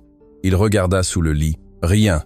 Il était sur le point d'abandonner quand il vit le vieux nécessaire sur la commode, petit, en plastique rose décoloré, le genre de choses que l'on garde pendant des années sans le jeter. Il prit le nécessaire. « Monsieur, c'est à moi. » Il n'a pas. Il l'ouvrit. Et là, entre un vieux rouge à lèvres et un fard à joues cassées, se trouvait le collier. Mathieu tint le bijou, le cœur battant, souhaitant que ce soit une erreur, qu'il y ait une explication. Il regarda Valentine. Elle était pâle, ses mains tremblaient, ses yeux écarquillés par l'émotion. « Je n'ai pas mis ça là. Quelqu'un l'a mis. Je vous jure que quelqu'un l'a mis. Alors comment est-ce arrivé ici? Je ne sais pas, mais je ne l'ai pas pris. Pourquoi l'aurais-je pris? Pourquoi faire ?» Mathieu serra le collier dans sa main. « Je t'ai cru. Je t'ai donné du travail quand personne d'autre ne le faisait. Je t'ai laissé être près de ma fille. Et tu me voles? Je n'ai pas volé. Le collier était dans ta chambre parce que quelqu'un l'a mis là. Réfléchissez, monsieur Mathieu. Pourquoi le garderais-je dans un endroit aussi évident? Si j'étais une voleuse, je l'aurais mieux caché. » Il s'arrêta. Cela avait du sens. C'était trop évident, trop stupide, mais la rage était plus forte que la raison. « Prends tes affaires et pars maintenant. »« Quoi? Sors de ma maison maintenant avant que j'appelle la police. » Valentine éclata en sanglots. « S'il vous plaît, donnez-moi une chance. Laissez-moi prouver. Laissez-moi découvrir qui a fait ça. Non, je t'ai déjà donné trop d'occasions. » Maintenant les larmes coulaient sur son visage sans cesse. « Vous ne me faites pas confiance. Vous ne m'avez jamais fait confiance. Vraiment, ramasse tes affaires. » Il sortit de la pièce, claqua la porte, descendit les escaliers, s'enferma dans le bureau, serra le collier si fort qu'il se blessa la main. Il voulait ressentir du soulagement de l'avoir récupéré. Il voulait ressentir de la rage d'avoir été volé, mais il ne ressentait qu'un vide, car au fond, une petite voix lui disait qu'il avait commis une erreur, mais il était déjà trop tard pour écouter. Valentine emballa son sac à dos, ses mains tremblant si fort qu'elle pouvait à peine plier ses vêtements. Elle rangea tout ce qu'elle avait, ce qui était presque rien, les 3 vêtements, le livre usé, la vieille photo de Daniel. Elle s'assit sur le lit, regarda autour d'elle. Cette petite chambre était devenue un foyer. Pour la première fois de sa vie adulte, elle avait eu un endroit à elle, où elle pouvait dormir sans peur, où elle se réveillait avec espoir. Maintenant, elle allait tout perdre. Madame Dubois apparut à la porte. « Il est préférable que tu partes vite. Monsieur Mathieu est très nerveux. Je n'ai rien fait, Madame Dubois. Vous devez me croire. » La cuisinière détourna le regard. « Je t'ai cru. Je t'ai défendu avec les autres employés quand ils parlaient mal. Et regarde ce que ça a donné, s'il te plaît. Quelqu'un m'a tendu un piège. Quelqu'un a mis le collier dans ma chambre. Si quelqu'un l'a mis, tu devras le prouver. Mais maintenant, il est préférable que tu partes. » Valentine prit son sac à dos, descendit les escaliers. Elle était presque à la porte quand Sophie apparut en haut de l'escalier. « Val, qu'est-ce que tu fais ?» Valentine s'arrêta. Elle ne pouvait pas regarder la petite fille. « Je dois partir, Sophie. »« Où ? Loin. Pourquoi ? Qu'est-ce qui s'est passé ? » « Parce que parfois les choses ne fonctionnent pas et on doit partir. » Sophie commença à descendre les escaliers en courant. « Tu n'as pas promis que tu resterais. » Valentine s'agenouilla, lui tint les petites épaules avec soin. « Je sais que je l'ai promis. Mais parfois, on ne peut pas tenir ses promesses parce que tu as fait quelque chose de mal. » « Non, je n'ai rien fait de mal. Alors, pourquoi dois-tu partir ?» Valentine ne savait pas comment expliquer que le monde était injuste, que parfois, même si tu ne faisais rien de mal, tu perdais tout. Ton papa croit que j'ai fait quelque chose que je n'ai pas fait et il ne me croit pas. Mais moi, je te crois. Je crois en toi. Je sais, mon amour. Je sais. Elle serra la petite fille fort dans ses bras. Elle essaya de graver ce moment dans sa mémoire.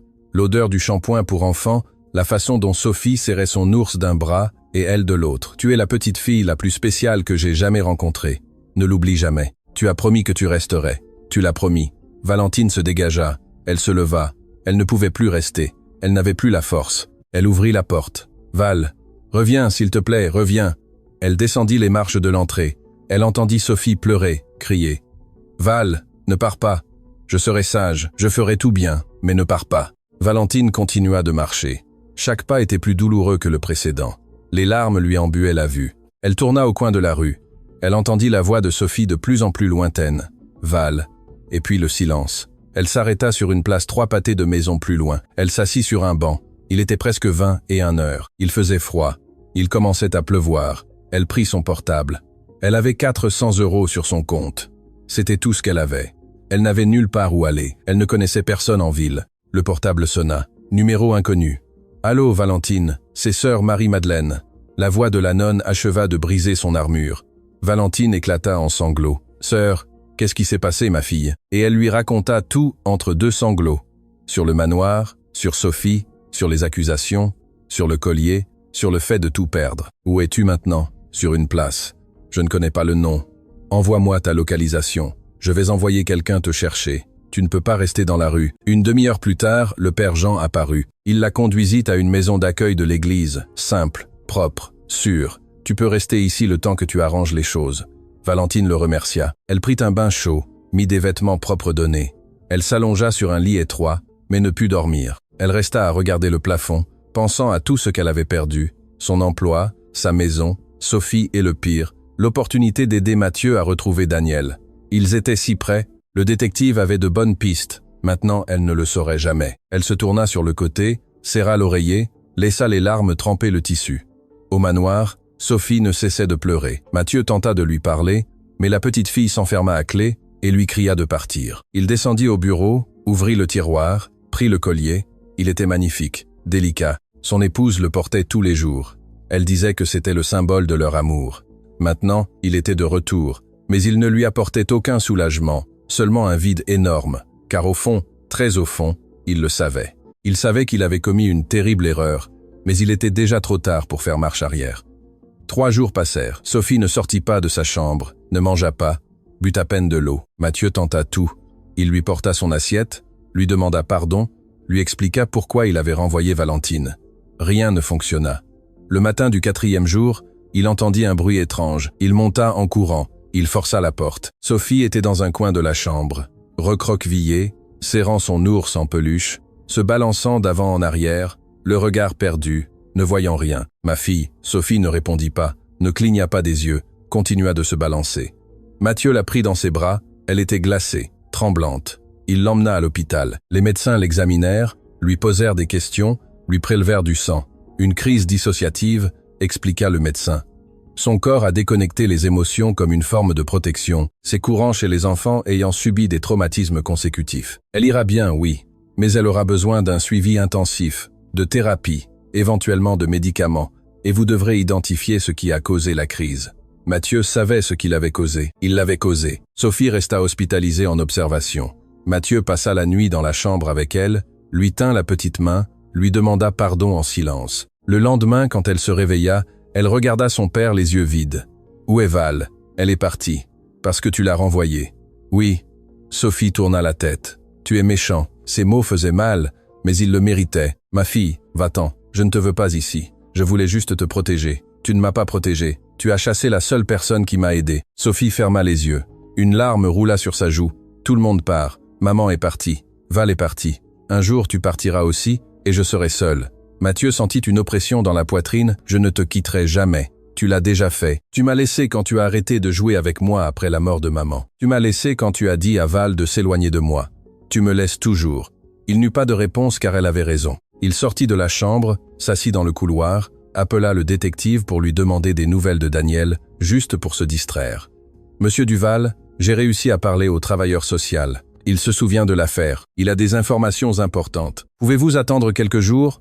J'ai un problème ici, bien sûr. Mais, monsieur, les pistes sont bonnes. Je crois que nous sommes près de retrouver votre frère. » Mathieu raccrocha. Il devrait être heureux, excité, mais il ne ressentait qu'un vide. Car à quoi bon l'avoir retrouvé son frère s'il avait, ce faisant, perdu tout ce qui lui importait. Sophie reçut son congé. Le lendemain, elle revint à la maison, silencieuse. Les médecins lui avaient prescrit des médicaments et des séances de thérapie 3 fois par semaine. Mathieu engagea une infirmière, une femme sérieuse, compétente, qui s'occupait de Sophie avec professionnalisme, mais sans affection.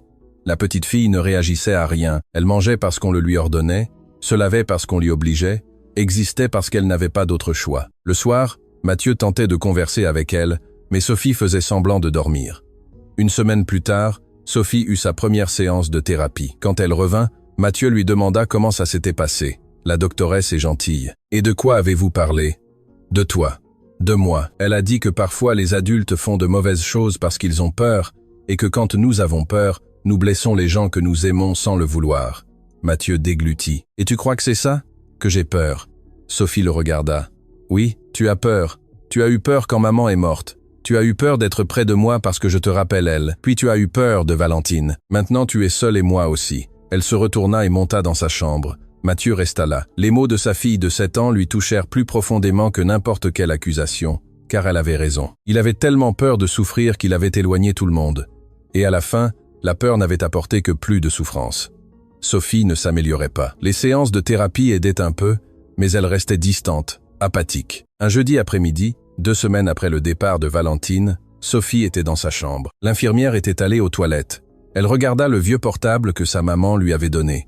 Elle ne l'avait pas utilisé depuis des mois. Elle l'alluma. Il fonctionnait toujours. Elle eut une idée. Si son papa n'allait pas chercher Valentine, elle découvrirait la vérité par elle-même. Elle attendit que l'infirmière parte à la fin de la journée. Elle descendit au bureau. Son papa était dans la cuisine à préparer du café. Elle entra doucement, alla jusqu'au bureau.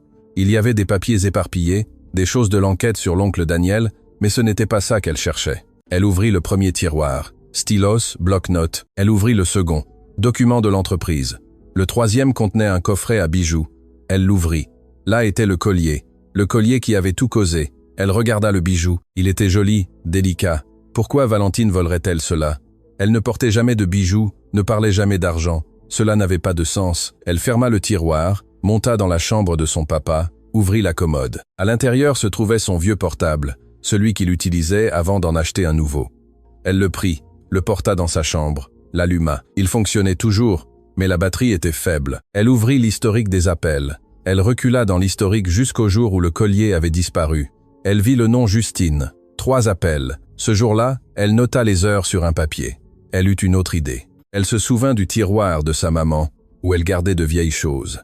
Elle alla dans l'ancienne chambre de ses parents, ouvrit le tiroir. À l'intérieur, il y avait des photos, des lettres et une petite boîte de vieux bijoux fantaisie.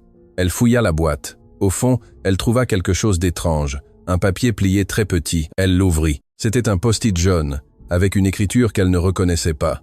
Phase finale. Prendre le collier de sa chambre, le planter dans sa chambre, le faire au petit matin du jeudi. Sophie resta à regarder le papier, le relut, et encore une fois, quelqu'un avait écrit un plan. Un plan pour incriminer Valentine.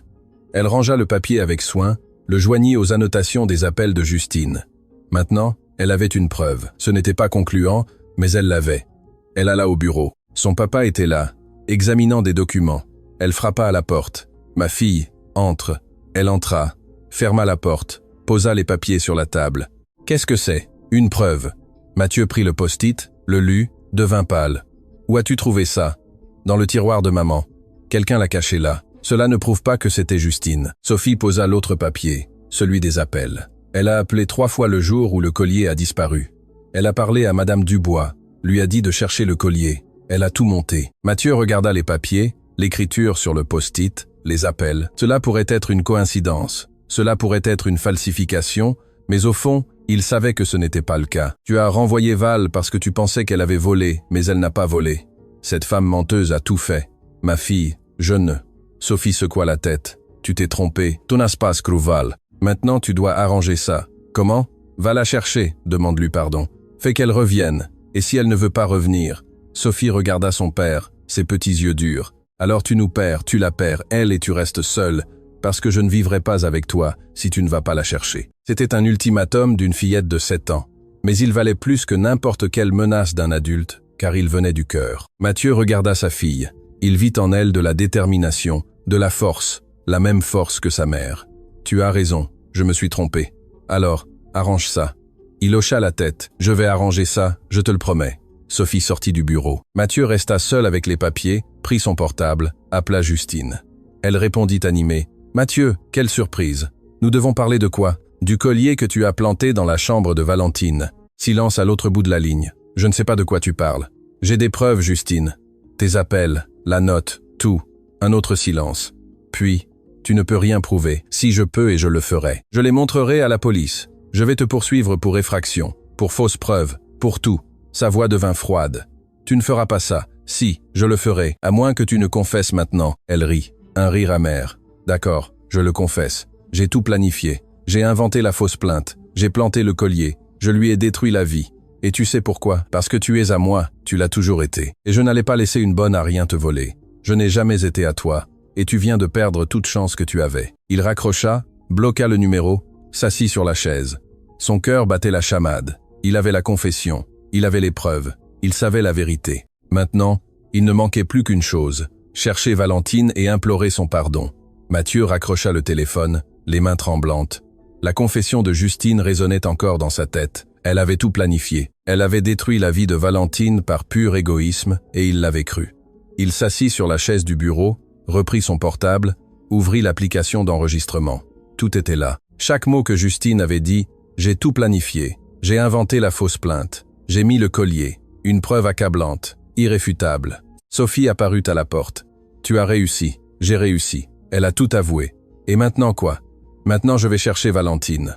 La petite fille esquissa un petit sourire. Le premier depuis des semaines.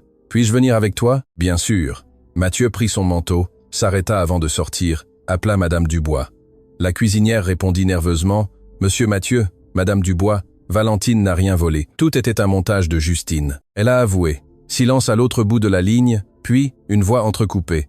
Mon Dieu, j'ai aidé à lui faire ça à la jeune fille. Je suis allé au tiroir chercher le collier parce que Justine me l'avait ordonné.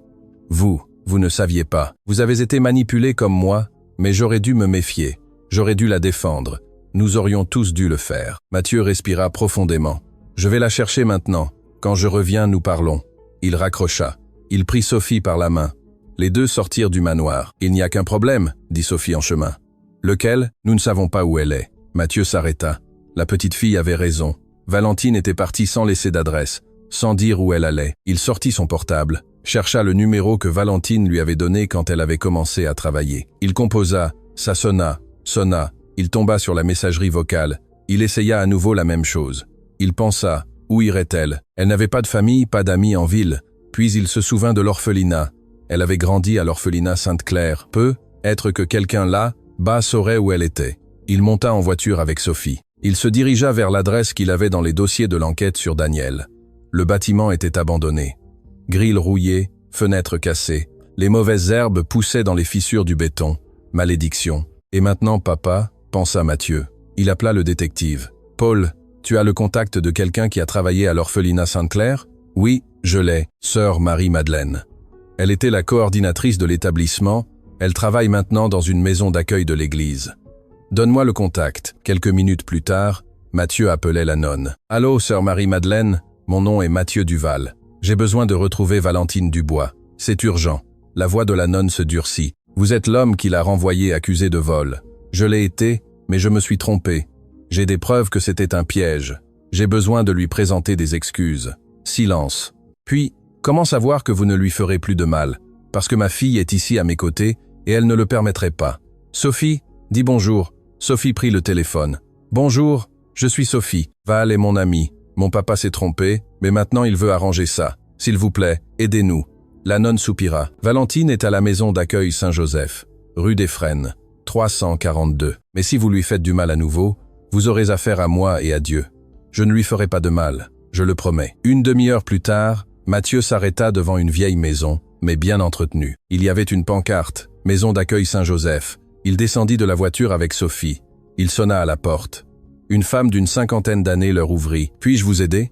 J'ai besoin de parler à Valentine. C'est urgent. » La femme le regarda avec méfiance. « Vous êtes son patron. Je l'ai été, mais j'ai besoin de lui parler. S'il vous plaît. » La femme hésita, mais Sophie fit un pas en avant. « S'il vous plaît, madame, je suis son amie. Je veux juste la voir. » Le regard de la femme s'adoucit en voyant la petite fille. « Attendez ici. » Elle entra, revint 5 minutes plus tard. Valentine ne veut pas descendre. Elle dit qu'elle n'a rien à vous dire. Le cœur de Mathieu se serra. « Pouvez-vous lui dire que j'ai des preuves? Des preuves qu'on lui a tendu un piège. Que je sais la vérité. Je le lui dirai. » La femme remonta. Elle resta en haut un moment. Quand elle revint, Valentine la suivait. Elle descendit les escaliers lentement. Elle était plus mince, le visage fatigué, les yeux sans éclat. Quand elle vit Sophie, elle s'arrêta à mi-escalier. « Sophie, Val. » Sophie lâcha la main de son père et courut. Elle monta les marches. Elle serra Valentine fort dans ses bras. « Tu es revenue. » Valentine serra la petite fille, ferma les yeux, laissa cette étreinte apaiser un peu sa douleur. Quand elle la lâcha, elle regarda Mathieu. Son expression était dure. « Qu'est-ce que vous voulez? » M'excuser. Il monta quelques marches. Il s'arrêta suffisamment près pour parler, mais suffisamment loin pour respecter son espace. « Je me suis trompé. Je me suis beaucoup trompé. J'ai cru au mensonge de Justine. J'ai cru que vous aviez volé, mais je me suis trompé. » Il sortit son portable de sa poche, lança l'enregistrement. La voix de Justine sortit de l'appareil clair, avouant tout. Valentine écouta en silence. Quand il eut fini, elle le regarda. « Ça ne change rien. »« Bien sûr que si. Cela prouve que vous êtes innocente. J'ai toujours été innocente. Mais vous ne m'avez pas cru quand j'en ai eu besoin. Vous me croyez maintenant parce que vous avez un enregistrement. Parce que vous avez une preuve. Je sais. Et je suis vraiment désolé. » Un « désolé » ne suffit pas. Elle commença à remonter. « Valentine, attends. » Elle s'arrêta, mais ne se retourna pas. « Je n'ai aucune excuse. J'ai été un lâche. J'ai eu peur de faire confiance. Peur d'être de nouveau blessé. Et à la fin, je t'ai blessé. J'ai blessé Sophie, et je me suis blessé moi-même. » Valentine resta immobile, le dos tourné. « J'ai passé toute ma vie à être jugée à l'orphelinat, au travail, partout. On a toujours pensé que j'étais moins bien, que je ne méritais pas la confiance, et je l'acceptais parce que je n'avais pas le choix. » Elle se retourna lentement, mais chez vous, c'était différent. Pour la première fois, j'ai cru que j'avais trouvé un endroit où je pouvais être moi-même, où je n'avais pas besoin de prouver quoi que ce soit. Et puis vous avez fait comme les autres, vous m'avez jugé, m'avez condamné, m'avez jeté. Les larmes commencèrent à couler. Alors, non, monsieur Mathieu. Un désolé ne suffit pas parce que vous avez brisé la seule chose que j'avais, l'espoir que quelqu'un me croie enfin. Mathieu monta un échelon de plus. Tu as raison. J'ai brisé ta confiance, mais je veux arranger ça. Non parce que j'ai l'enregistrement, mais parce que sans toi, nous ne sommes plus une famille. Je ne suis plus moi-même. Valentine secoua la tête. Je ne peux pas revenir. Je ne peux pas travailler dans un endroit où on ne me fait pas confiance. Alors, ne reviens pas comme employé. Reviens comme membre de la famille. Reviens parce que Sophie a besoin de toi. Parce que j'ai besoin de toi. Sophie tira la main de Valentine. S'il te plaît, Val. J'étais très triste sans toi. Je suis même tombée malade. Le médecin a dit que j'avais eu une crise. Je ne mange pas bien. Je ne peux pas être heureuse. Toi seule me rends heureuse. Valentine s'agenouilla devant la petite fille. Tu n'as pas besoin de moi, Sophie. Tu es forte. Tu iras bien. Non, je n'irai pas. Pas sans toi. Valentine regarda la petite fille dans les yeux. Elle vit de la douleur là, de la vraie douleur. Elle regarda Mathieu. Il était là, vulnérable, les yeux rouges. J'ai peur, admit-elle. Peur de revenir et que tout recommence. Que tu doutes de moi à la première difficulté, ça n'arrivera pas. Je te le promets. Comment puis-je te croire? Parce que je passerai le reste de ma vie à le prouver, à prouver que je te fais confiance, que je crois en toi, que tu n'es pas seulement importante pour Sophie, tu es importante pour moi. Valentine s'essuya les larmes, et Justine, je vais la poursuivre pour tout. Effraction, diffamation, fausse preuve. Elle paiera pour ce qu'elle a fait. Et les employés, Madame Dubois, Monsieur Bernard, ils m'ont très maltraité. Je parlerai à chacun, je leur expliquerai tout, et si quelqu'un ne l'accepte pas, il ne travaillera plus ici. Valentine resta silencieuse. Son cœur lui disait de revenir, mais sa tête lui criait de se protéger. Sophie lui prit le visage avec ses petites mains. « S'il te plaît, je te promets que je serai très sage. Je mangerai tout. Je dormirai tôt. Je ferai tout ce que tu me diras. Mais reviens. » Valentine rit entre deux larmes. « Tu es déjà sage, Sophie. Tu n'as rien à promettre. Alors tu vas revenir. » Elle regarda Mathieu. « Si je reviens, ce ne sera pas comme femme de ménage. Je sais, et je ne reviens pas seulement pour Sophie. Je reviens parce que je le veux aussi. Parce que cette maison est devenue mon foyer et vous êtes devenue ma famille. » Mathieu monta la dernière marche, se tint devant elle. « Alors, reviens s'il te plaît. Rentre à la maison. » Valentine respira profondément. « D'accord, je reviens. » Sophie cria de joie. Elle serra Valentine et son papa en même temps. Les trois restèrent là, enlacés au milieu de l'escalier. La femme qui leur avait ouvert la porte observait de loin, souriante. Valentine s'essuya le visage. Elle regarda Mathieu. « Mais une chose, si un jour tu doutes à nouveau de moi, si tu laisses quelqu'un te semer le doute, je pars et je ne reviens plus. Ça n'arrivera plus, je te le jure. » Elle hocha la tête. « Alors allons à la maison. » Sur le chemin du retour, Sophie bavardait sur le siège arrière.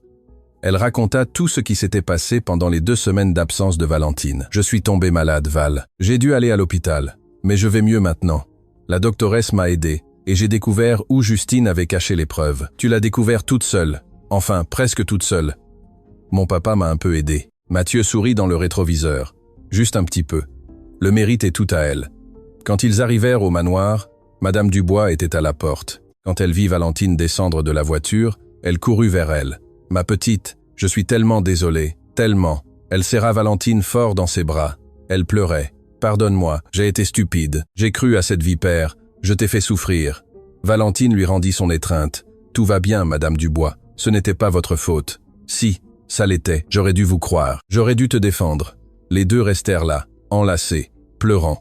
Monsieur Bernard apparut du jardin, s'approcha lentement, sa casquette à la main. « Mademoiselle Valentine, je vous présente aussi mes excuses. J'ai été très grossier avec vous, je n'aurais pas dû le faire. » Valentine esquissa un sourire fatigué. « Vous êtes pardonné, monsieur Bernard. Vraiment, vraiment. » Le jardinier s'essuya rapidement les yeux et retourna au travail. Sophie tira Valentine par la main. « Viens, viens voir ma chambre. J'ai tout arrangé comme tu aimes. » Les deux montèrent en courant. Mathieu resta là à les regarder partir, sentant son cœur plus léger qu'il ne l'avait été depuis des mois. Madame Dubois s'approcha. « Monsieur, vous avez fait ce qu'il fallait en allant la chercher. J'ai juste fait ce que j'aurais dû faire depuis le début. Lui faire confiance, mieux vaut tard que jamais. » Il hocha la tête. Il entra dans le manoir et alla à son bureau. Il prit son portable et appela son avocat. « Maître Marcel, j'ai besoin de poursuivre quelqu'un pour effraction, diffamation, fausses preuves et dommages moraux. » « Qui ? » « Justine Moreau. Et j'ai un enregistrement d'elle avouant tout. » 1 heure plus tard, l'avocat était déjà là. Il écouta l'enregistrement et lut les papiers que Sophie avait trouvés. « C'est une affaire gagnée, Mathieu. Avec ces preuves, elle paiera cher. Je veux la peine maximale que la loi permet. Je veux qu'elle comprenne qu'elle ne peut pas détruire la vie des gens sans conséquence. Je vais engager la procédure dès demain. » Quand l'avocat partit, Mathieu monta, s'arrêta à la porte de la chambre de Sophie. Valentine était assise sur le lit. Sophie lui montrait tous les dessins qu'elle avait faits ces dernières semaines. Des dessins tristes, des personnes seules, des couleurs sombres. « Celui-ci, je l'ai fait le jour où tu es parti. Je suis seule. J'ai froid. » Valentine prit le dessin avec soin. « Tu dessines très bien, Sophie. La doctoresse a dit que dessiner aide quand on est triste. Et ça t'a un peu aidé, mais pas autant que ton retour. » Les deux sourirent. Mathieu frappa à la porte. « Puis-je entrer ?» Sophie hocha la tête. Il entra et s'assit sur le fauteuil près du lit. « Val, je voulais te dire quelque chose. Dis-moi, c'est à propos de Daniel, l'enquête. Nous étions près de le retrouver avant que tout cela n'arrive. Le détective a de bonnes pistes. » Valentine devint sérieuse. « Et vous voulez continuer à le chercher ? Je le veux, mais seulement si vous le voulez. C'est vous qui m'avez parlé de lui. Vous l'avez gardé vivant dans votre mémoire quand personne d'autre ne se souvenait de lui. Alors cette recherche est la nôtre. À nous deux. » Elle sentit ses yeux lui piquer. « Je veux vraiment le trouver. Alors, nous allons le trouver ensemble. » Sophie leva la main. « Et moi aussi je vais aider. » Les trois rirent. Cette nuit-là, Valentine dîna avec eux pour la première fois, non pas comme employée. Elle s'assit à table, conversa, rit. Madame Dubois prépara le plat préféré de Sophie, des pâtes à la sauce tomate et au fromage. La petite fille mangea tout, et même se resservit. Mathieu regarda sa fille et ensuite Valentine. « Merci d'être revenue, de me donner une autre chance. » Valentine esquissa un petit sourire. « Merci à vous d'être allé me chercher, de m'avoir cru. Je te croirai toujours à partir de maintenant, toujours. » Après le dîner, Sophie demanda à Valentine de la coucher. Les deux montèrent. Valentine aida la petite fille à se brosser les dents, lui mit son pyjama, l'aborda dans son lit. « Val, oui, tu ne vas plus partir, n'est-ce pas ? Même si mon papa fait une bêtise. Je ne pars pas, je le promets. Cette fois, c'est une vraie promesse. » Sophie serra son ours en peluche et ferma les yeux en souriant. Valentine éteignit la lumière, sortit de la chambre, rencontra Mathieu dans le couloir. Elle s'est endormie. Oui, elle s'est endormie. Enfin, elle est tranquille. Les deux restèrent là, debout dans le couloir. « Valentine, jeune, tu n'as plus rien à dire. Tu as déjà présenté tes excuses. Tu as déjà prouvé que tu regrettais. Maintenant, il faut juste avancer. » Mathieu fit un pas vers elle. « Mais j'ai besoin de parler parce qu'il ne s'agit pas seulement de s'excuser, il s'agit d'autre chose. » « De quoi ? Quand tu es parti, je me suis rendu compte de quelque chose. Je me suis rendu compte que je ne voulais pas seulement que tu reviennes pour Sophie. C'était aussi pour moi, parce que sans toi, je ne pouvais pas bien respirer. Je ne pouvais pas penser clairement, c'était comme si j'avais un vide dans la poitrine. » Valentine resta immobile, le cœur battant. « Je sais que c'est tôt. Je sais que je n'ai pas le droit de dire ça après tout, mais j'ai besoin que tu le saches. Je suis tombé amoureux de toi, de ta force, de ta gentillesse, de la façon dont tu as transformé cette maison. Tu as transformé Sophie, tu m'as transformé moi. Elle ne savait pas quoi dire. Tu n'as pas à répondre maintenant. Tu n'as pas à répondre jamais si tu ne veux pas. J'avais juste besoin que tu le saches. » Il allait se retourner pour partir quand elle le retint par le bras. « Mathieu. » Il s'arrêta. « Tu m'as manqué aussi. Pas seulement la maison, pas seulement Sophie, toi. La façon dont tu me regardes, la façon dont tu me fais me sentir important. Tu es importante. Je sais. Maintenant je sais. » Elle fit un pas vers lui, s'approcha. « Mais j'ai peur. Peur d'être de nouveau blessée. Peur de m'attacher et de perdre. J'ai peur aussi. » Mais peu, Être pouvons-nous avoir peur ensemble et y aller doucement, sans hâte. Elle sourit. Doucement, sans hâte. Il lui rendit le sourire. Ils restèrent là, se regardant l'un l'autre avec le couloir silencieux autour d'eux. Ce fut Valentine qui s'approcha la première.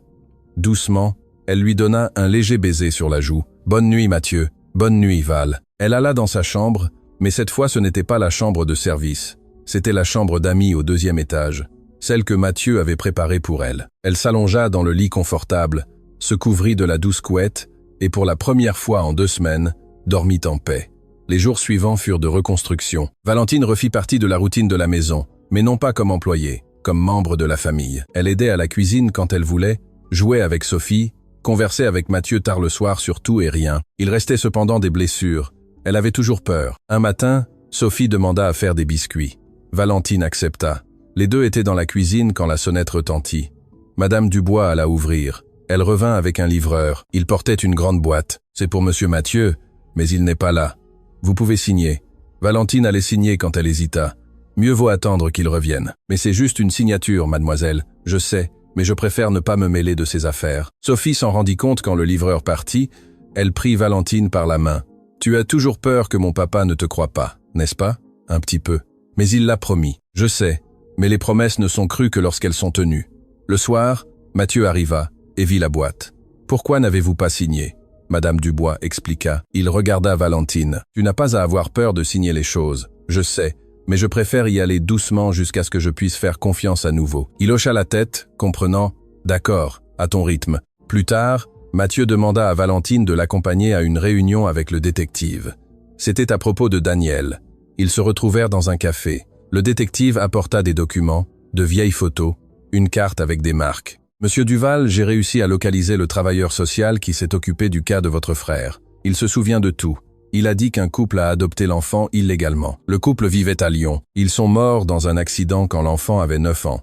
C'est alors qu'il s'est retrouvé à l'orphelinat. » Valentine confirma. « Cela correspond à ce que je sais. Daniel est arrivé à 9 ans. Il disait que ses parents étaient morts. Et il y a plus, » continua le détective. « J'ai réussi à retrouver des amis de Daniel après qu'il se soit échappé de l'orphelinat. L'un d'eux a dit qu'il était allé travailler comme aide-cuisinier dans un restaurant à Bordeaux. C'était il y a environ 10 ans. » Mathieu se pencha en avant. « Il est toujours là ? Non. Il y est resté environ 3 ans. Puis il est parti, mais j'ai obtenu le nom du restaurant. Je vais appeler pour voir si quelqu'un sait où il est allé. » Valentine prit la main de Mathieu sous la table. Il lui rendit l'étreinte. « Nous sommes proches, » murmura-t-il. « Très proches. » Mais la recherche allait encore prendre du temps. Le détective devait suivre chaque piste, parler à chaque personne, assembler les pièces petit à petit. Pendant ce temps, la vie continuait. Valentine commença à aller en thérapie 1 fois par semaine. La thérapeute l'aidait à gérer ses traumatismes, à comprendre que ce qui s'était passé n'était pas de sa faute. Mathieu retourna aussi en thérapie. Il travaillait sa peur de faire confiance, la peur de perdre, le deuil de sa femme qu'il n'avait pas encore entièrement traité. Et Sophie continuait ses séances. La thérapeute a dit que la petite fille s'améliorait, mais que cela prendrait du temps.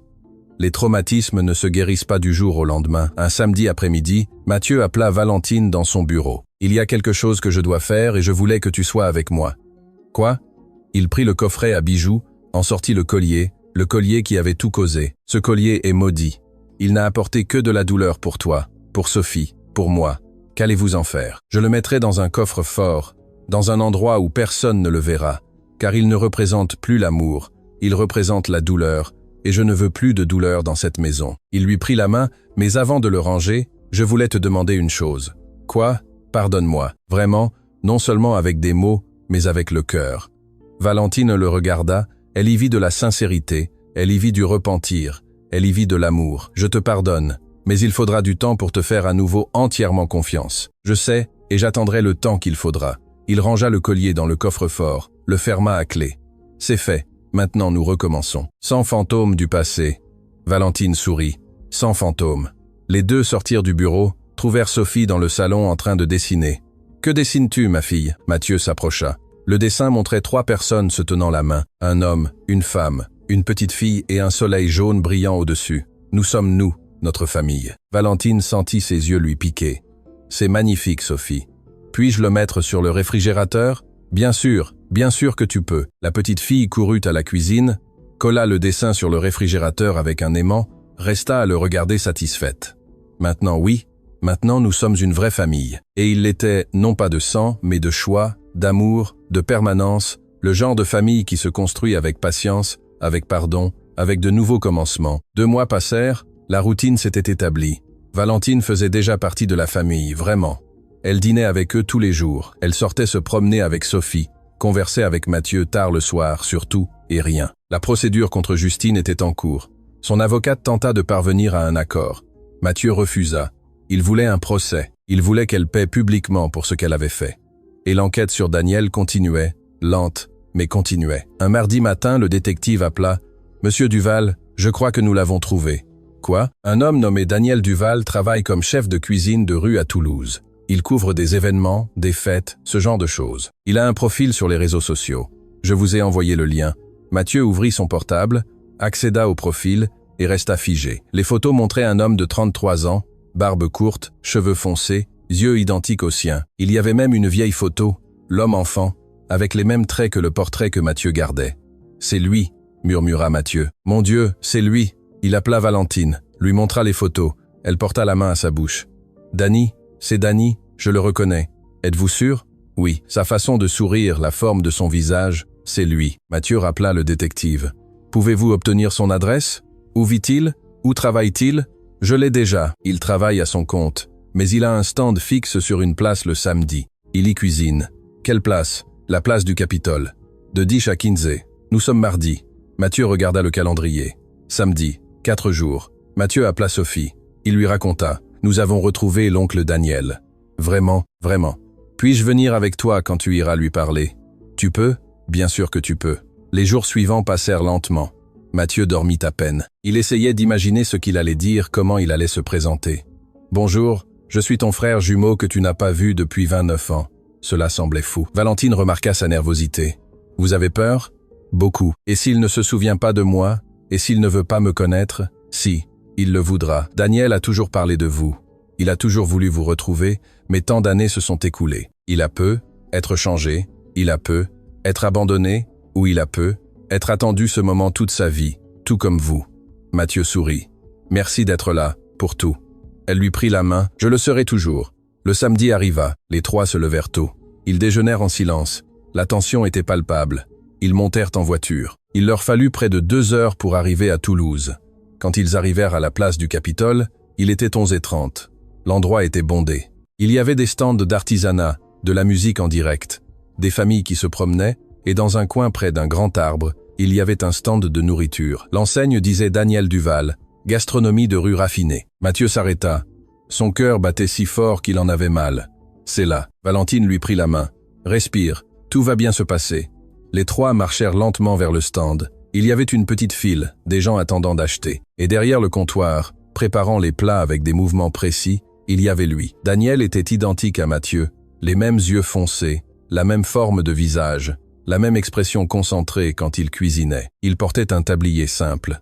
Ses mains se déplaçaient rapidement, assaisonnant, montant les plats avec soin. Valentine le vit en premier. Elle serra la main de Mathieu. « C'est lui, vraiment, c'est lui. » Mathieu ne pouvait pas bouger. Il resta là, à 10 mètres de distance, regardant le frère qu'il avait cru mort tant d'années auparavant. Sophie le tira par la main. « Allez, papa, va lui parler. » Mais Mathieu était paralysé.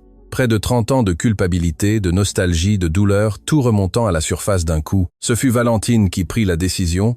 Elle lui lâcha la main et marcha vers le stand. Il n'y avait plus de fil. Daniel nettoyait le comptoir, se préparant pour la prochaine fournée de clients. Daniel, il leva les yeux. Il sourit gentiment. « Bonjour, vous désirez commander ?» Valentine sentit un nœud dans la gorge. Ce sourire était le même que celui de l'enfant de l'orphelinat. « Daniel, c'est moi, Valentine, de l'orphelinat Sainte-Claire. » Il s'arrêta, la regarda bien, son expression changea. « Val, ma Val. » Elle hocha la tête en pleurant. « C'est moi. » Daniel sortit de derrière le comptoir. Il la regarda comme s'il voyait un fantôme. « Mon Dieu, j'ai cru que je ne te reverrai plus jamais. » Il la serra fort dans ses bras. Les 2 restèrent là, pleurant, s'étreignant fort. Quand ils se lâchèrent, Daniel s'essuya les larmes. « Comment m'as-tu trouvé? »« Ce n'est pas moi qui t'ai trouvé, c'est ton frère. »« Mon frère ?» Valentine désigna. Mathieu était là, à quelques mètres, avec Sophie à ses côtés. Daniel regarda, devint pâle. Les 2 hommes restèrent immobiles, se regardant l'un l'autre, voyant leur propre reflet, ce qui aurait pu être si la vie ne les avait pas séparés. Ce fut Daniel qui fit le premier pas. Il marcha lentement vers Mathieu, s'arrêta devant lui. « Tu es Mathieu ». Mathieu put à peine parler, il hocha la tête. « Je suis ton frère jumeau. Nous avons été séparés quand nous étions petits. J'ai cru que tu étais mort, mais tu étais en vie tout ce temps. » Daniel le regarda, puis Valentine, et de nouveau Mathieu. « J'ai toujours su que j'avais un frère. Je ne l'ai jamais oublié. J'ai pensé qu'on m'avait abandonné, qu'on ne voulait pas me chercher. Non, je ne t'ai jamais cherché. Toute la famille t'a cherché, mais ils ont dit que tu t'étais noyé. Ils ont dit qu'il n'y avait rien à faire. » Les larmes commencèrent à rouler sur le visage de Daniel. « Je ne suis pas mort. J'étais ici, j'attendais. Je sais et je suis vraiment désolé. Je suis vraiment désolé de ne pas t'avoir trouvé avant. » Daniel fit un pas en avant et serra son frère dans ses bras. Les deux restèrent là, enlacés au milieu de la place, pleurant, près de 30 ans de séparation, de douleur, de nostalgie. Tout se libérait dans cette étreinte. Les gens autour d'eux s'arrêtèrent pour regarder. Certains prenaient des photos, d'autres pleuraient avec eux. Quand ils se lâchèrent, Daniel regarda Sophie. « Et qui est cette petite princesse ?» Mathieu prit sa fille dans ses bras. « C'est Sophie, ma fille, ta nièce. » Sophie salua de la main, timide. « Bonjour, oncle Daniel. » Daniel sourit, ce même sourire tordu que Mathieu avait. « Bonjour, Sophie, c'est un plaisir de te rencontrer. » Valentine s'approcha en s'essuyant les larmes. « Dani, il y a tant de choses à te raconter. »« Je sais. » Daniel regarda son frère. « Nous avons toute une vie pour nous rattraper. » Mathieu hocha la tête. Toute une vie. Daniel ferma son stand plus tôt ce jour-là. Les quatre allèrent dans un café voisin. Ils s'assirent à une table isolée et conversèrent pendant des heures. Daniel raconta tout. Comment il avait été kidnappé au barrage. Comment il s'était réveillé dans une maison étrange. Comment le couple qui l'avait kidnappé lui avait dit qu'il était maintenant leur fils. Comment il avait grandi en pensant que c'était normal jusqu'à ce que ses parents meurent dans l'accident.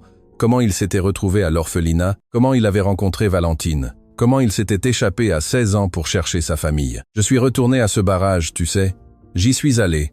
J'ai pensé que être quelqu'un se souviendrait de moi, mais il n'y avait personne. C'est alors que j'ai abandonné. Mathieu prit la main de son frère. Je n'ai jamais abandonné. Je n'ai jamais cessé de chercher, sauf que je ne savais pas où chercher. Et c'est Val qui m'a trouvé. C'est elle qui s'est souvenue de moi. C'est elle qui vous l'a raconté. Daniel regarda Valentine avec gratitude. Tu nous as sauvés, Val.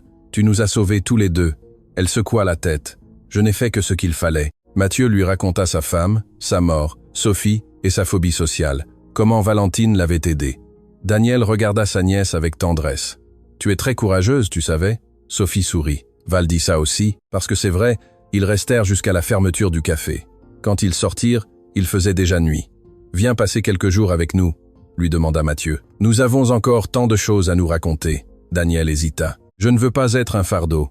Tu n'es pas un fardeau, tu es ma famille. Daniel regarda son frère. Il vit de la sincérité dans ses yeux. Il vit la même nostalgie qu'il ressentait, le désir de rattraper le temps perdu. D'accord, je viens. Ils retournèrent ensemble à Paris. Daniel dans la voiture avec eux, conversant pendant tout le chemin. Quand ils arrivèrent au manoir, Daniel s'arrêta à la porte. C'est ici que tu vis? Oui. Waouh, c'est énorme. Mathieu rit. Allez, entre. Madame Dubois faillit s'évanouir en voyant les deux frères ensemble. Mon Dieu, ils sont identiques. Daniel rit. C'est ce qu'on dit. Les jours suivants furent de reconnexion. Daniel connut le restaurant de Mathieu. Ils cuisinèrent ensemble, échangèrent des recettes, rirent de leurs similitudes, découvrirent qu'ils avaient les mêmes gestes, la même façon de tenir le couteau, la même façon de goûter la nourriture avant de la servir. Tu l'as hérité de papa, expliqua Mathieu. Il était aussi chef. Il t'a appris quand tu étais petit. Je me souviens, parfois des flashs me viennent, une grande cuisine, un homme avec un chapeau blanc, mais j'ai cru que c'était un rêve. Ce n'en était pas un, c'était un souvenir. Daniel connut l'histoire de la famille, sut pour la mère qui mourut de chagrin, pour le père qui se tua au travail, pour la recherche incessante qui ne s'arrêta jamais. Ils se sont manqués tous les jours jusqu'au dernier jour de leur vie. Daniel pleura. Il pleura pour les parents qu'il n'avait pas vraiment connus, pour les années volées, pour l'enfance perdue. Mais il sourit aussi parce qu'il avait retrouvé son frère, parce qu'il avait à nouveau une famille. Sophie s'attacha rapidement à son oncle. Daniel avait une patience infinie avec elle. Il jouait avec elle, dessinait, lui apprenait des astuces de cuisine. Un soir, Sophie demanda « Oncle Daniel, tu vas vivre avec nous ?» Daniel regarda Mathieu. « Je ne sais pas, princesse, j'ai mon travail à Toulouse, mais tu peux travailler ici. » Mathieu s'approcha. « Elle a raison. Tu peux travailler avec moi au restaurant ou ouvrir ton propre commerce ici. Ce que tu veux, reste juste. » Daniel resta silencieux. J'ai passé presque 30 ans seul, croyant que je n'avais personne. Et maintenant vous m'offrez une famille. Nous ne vous l'offrons pas. Vous êtes déjà de la famille. Vous l'avez toujours été. Daniel s'essuya les yeux. Alors j'accepte. Je reste. Sophie sauta de joie. Elle serra son oncle fort dans ses bras. Valentine observait de loin, souriante. La famille était complète, enfin complète. Cette nuit-là, les 4 dînèrent ensemble.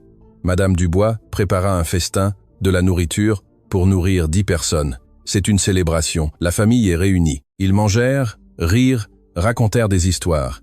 Daniel parla de l'orphelinat, des bêtises qu'il faisait avec Valentine, de comment elle le sauvait des brutes. Mathieu parla de son enfance, des jeux dans le jardin, de comment ils étaient inséparables.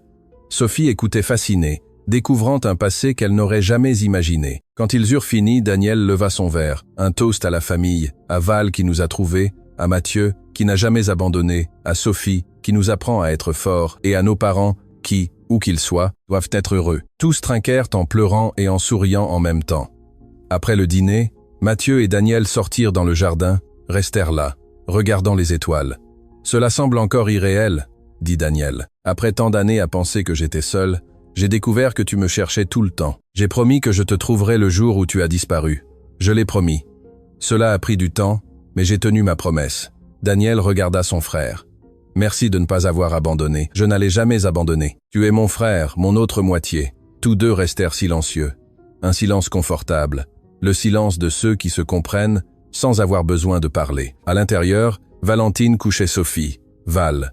Oui, nous sommes la famille la plus cool du monde, n'est-ce pas ?» Valentine sourit. « Bien sûr que oui, parce que nous ne sommes pas de la famille de sang, mais nous nous sommes choisis, c'est vrai. Et parfois la famille que l'on choisit est meilleure que la famille que l'on a. » Sophie ferma les yeux en souriant. « Je vous choisis, vous tous. Et nous te choisissons aussi, Sophie. Toujours. » 3 mois s'écoulèrent depuis l'arrivée de Daniel. Il s'était définitivement installé à Paris.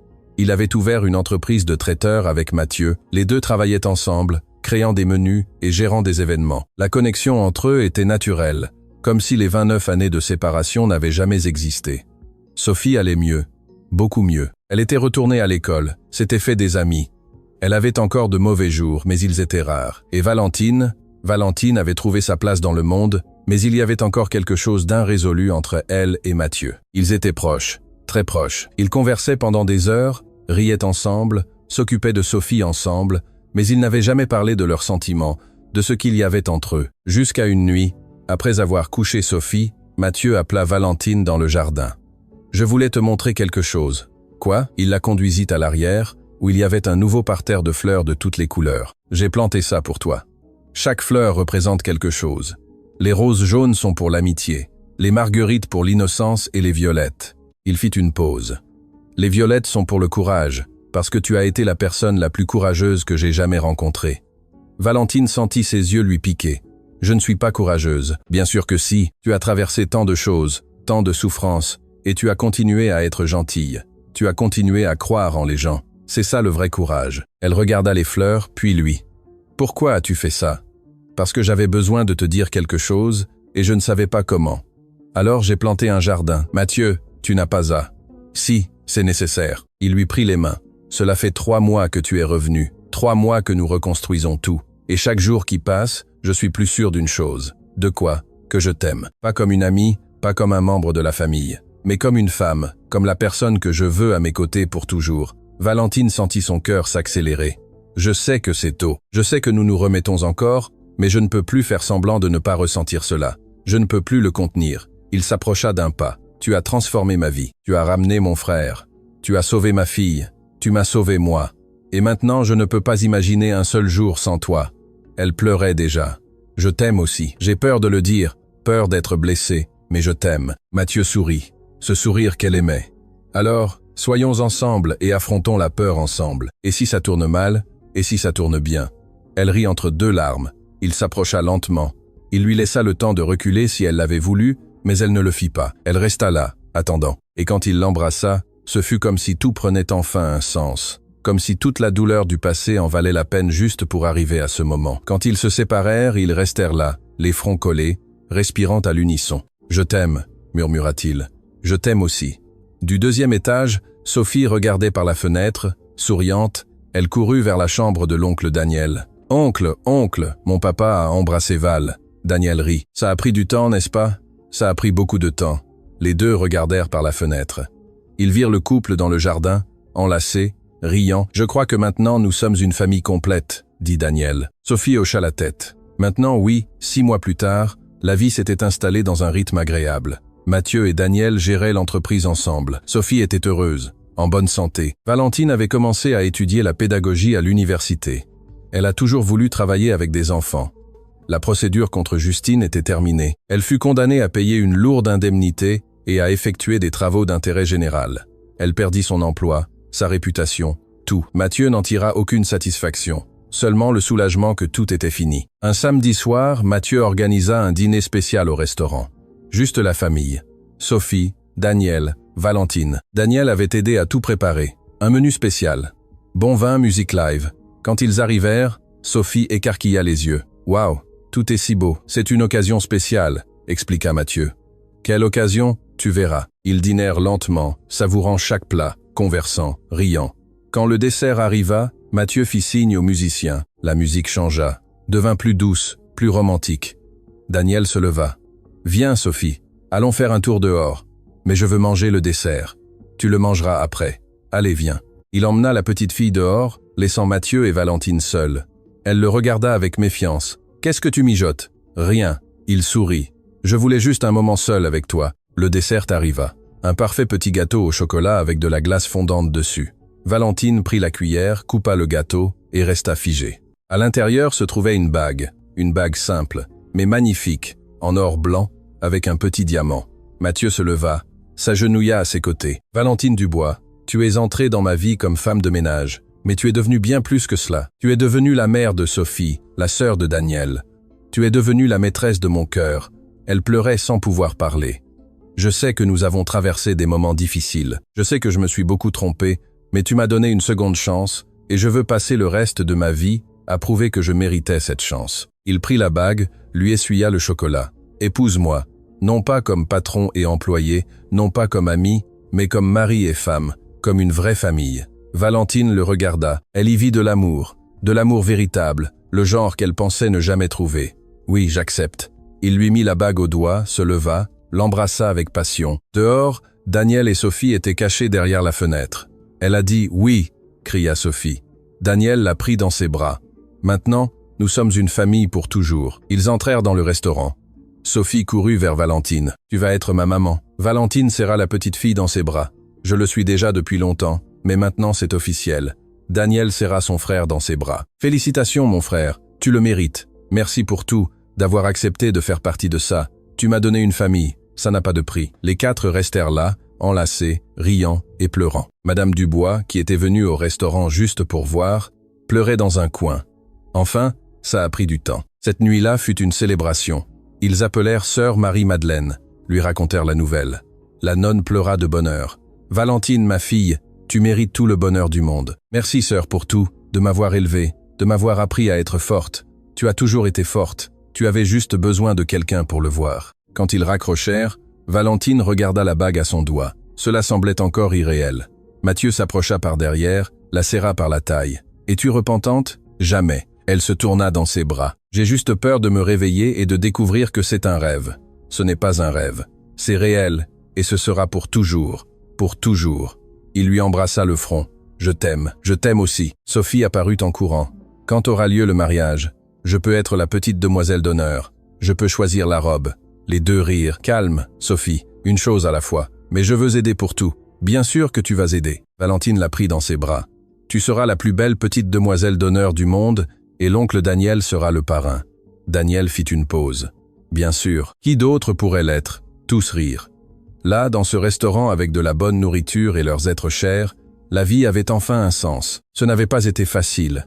Il y avait eu de la douleur, il y avait eu des pertes, il y avait eu de l'injustice. Mais cela en avait valu la peine parce qu'au final l'amour avait vaincu et ils avaient trouvé ce qu'ils cherchaient toujours, une vraie famille pour toujours. Le mariage eut lieu 3 mois plus tard. Simple, magnifique, dans le jardin du manoir. Valentine portait une robe blanche simple mais élégante, les cheveux lâchés, sans beaucoup de maquillage, naturelle comme elle l'avait toujours été. Sophie était radieuse dans sa robe rose de demoiselle d'honneur. Elle portait un petit panier de pétales qu'elle jetait sur le chemin de sa maman, car maintenant c'était sa vraie maman. Elle allait l'adopter officiellement après le mariage. Daniel était le parrain en smoking, fier aux côtés de son frère. La cérémonie fut émouvante. Mathieu pleura en voyant Valentine entrer. Elle aussi pleura en prononçant ses vœux. « Je promets de t'aimer dans les bons et les mauvais jours. Quand tu croiras en moi et quand tu douteras, je serai toujours là. » Il lui prit les mains. « Je promets de te protéger, de te respecter, de croire en toi, même quand tu ne croiras pas en toi-même, car tu es la femme la plus incroyable que j'ai jamais rencontrée. » Ils s'embrassèrent sous une pluie de pétales. Sophie cria de bonheur. Les invités applaudirent. Madame Dubois pleurait. Monsieur Bernard s'essuyait les yeux discrètement. Sœur Marie-Madeleine, venue de loin, bénit le couple. La fête fut très joyeuse. Bonne nourriture préparée par Mathieu et Daniel. Musique live. Danse. Valentine dansa la valse avec Mathieu, puis avec Daniel, puis avec Sophie dans ses bras. Quand la fête se termina et que les invités partirent, la famille resta dans le jardin. Sophie dormait sur les genoux de Valentine. Daniel et Mathieu conversaient à voix basse. Qui l'aurait cru? Non, dit Daniel. 2 orphelins et une veuve formant une famille. La meilleure famille, compléta Mathieu. Valentine regarda le ciel, les étoiles brillaient. Croyez-vous que leurs parents nous regardent? Demanda-t-elle. J'en suis sûr. Et ils sont heureux, car finalement nous sommes ensemble. Daniel se leva. Je vais porter Sophie dans sa chambre. Vous méritez un moment seul. Il prit la petite fille avec précaution et la monta par les escaliers. Mathieu et Valentine restèrent seuls, enlacés en silence. Es-tu heureuse? Demanda-t-il. Bien plus que je n'aurais jamais imaginé l'être. Moi aussi. Ils restèrent là tard à regarder les étoiles, faisant des projets pour l'avenir. Ils voulaient avoir plus d'enfants. Ils voulaient voyager. Ils voulaient grandir ensemble, vieillir ensemble. Mais surtout, ils voulaient continuer à être ce qu'ils étaient déjà. Une famille construite avec amour, avec pardon, avec de nouveaux commencements. Dans sa chambre, Sophie se réveilla un instant, regarda par la fenêtre, vit ses parents dans le jardin enlacés, sourit, serra son ours en peluche et se rendormit. Et là, haut dans le ciel, si l'on croit à ces choses, les parents de Mathieu et Daniel souriaient aussi parce que leur garçon s'était retrouvé, parce que la famille était complète, parce que l'amour avait vaincu le temps, la distance et toute la douleur.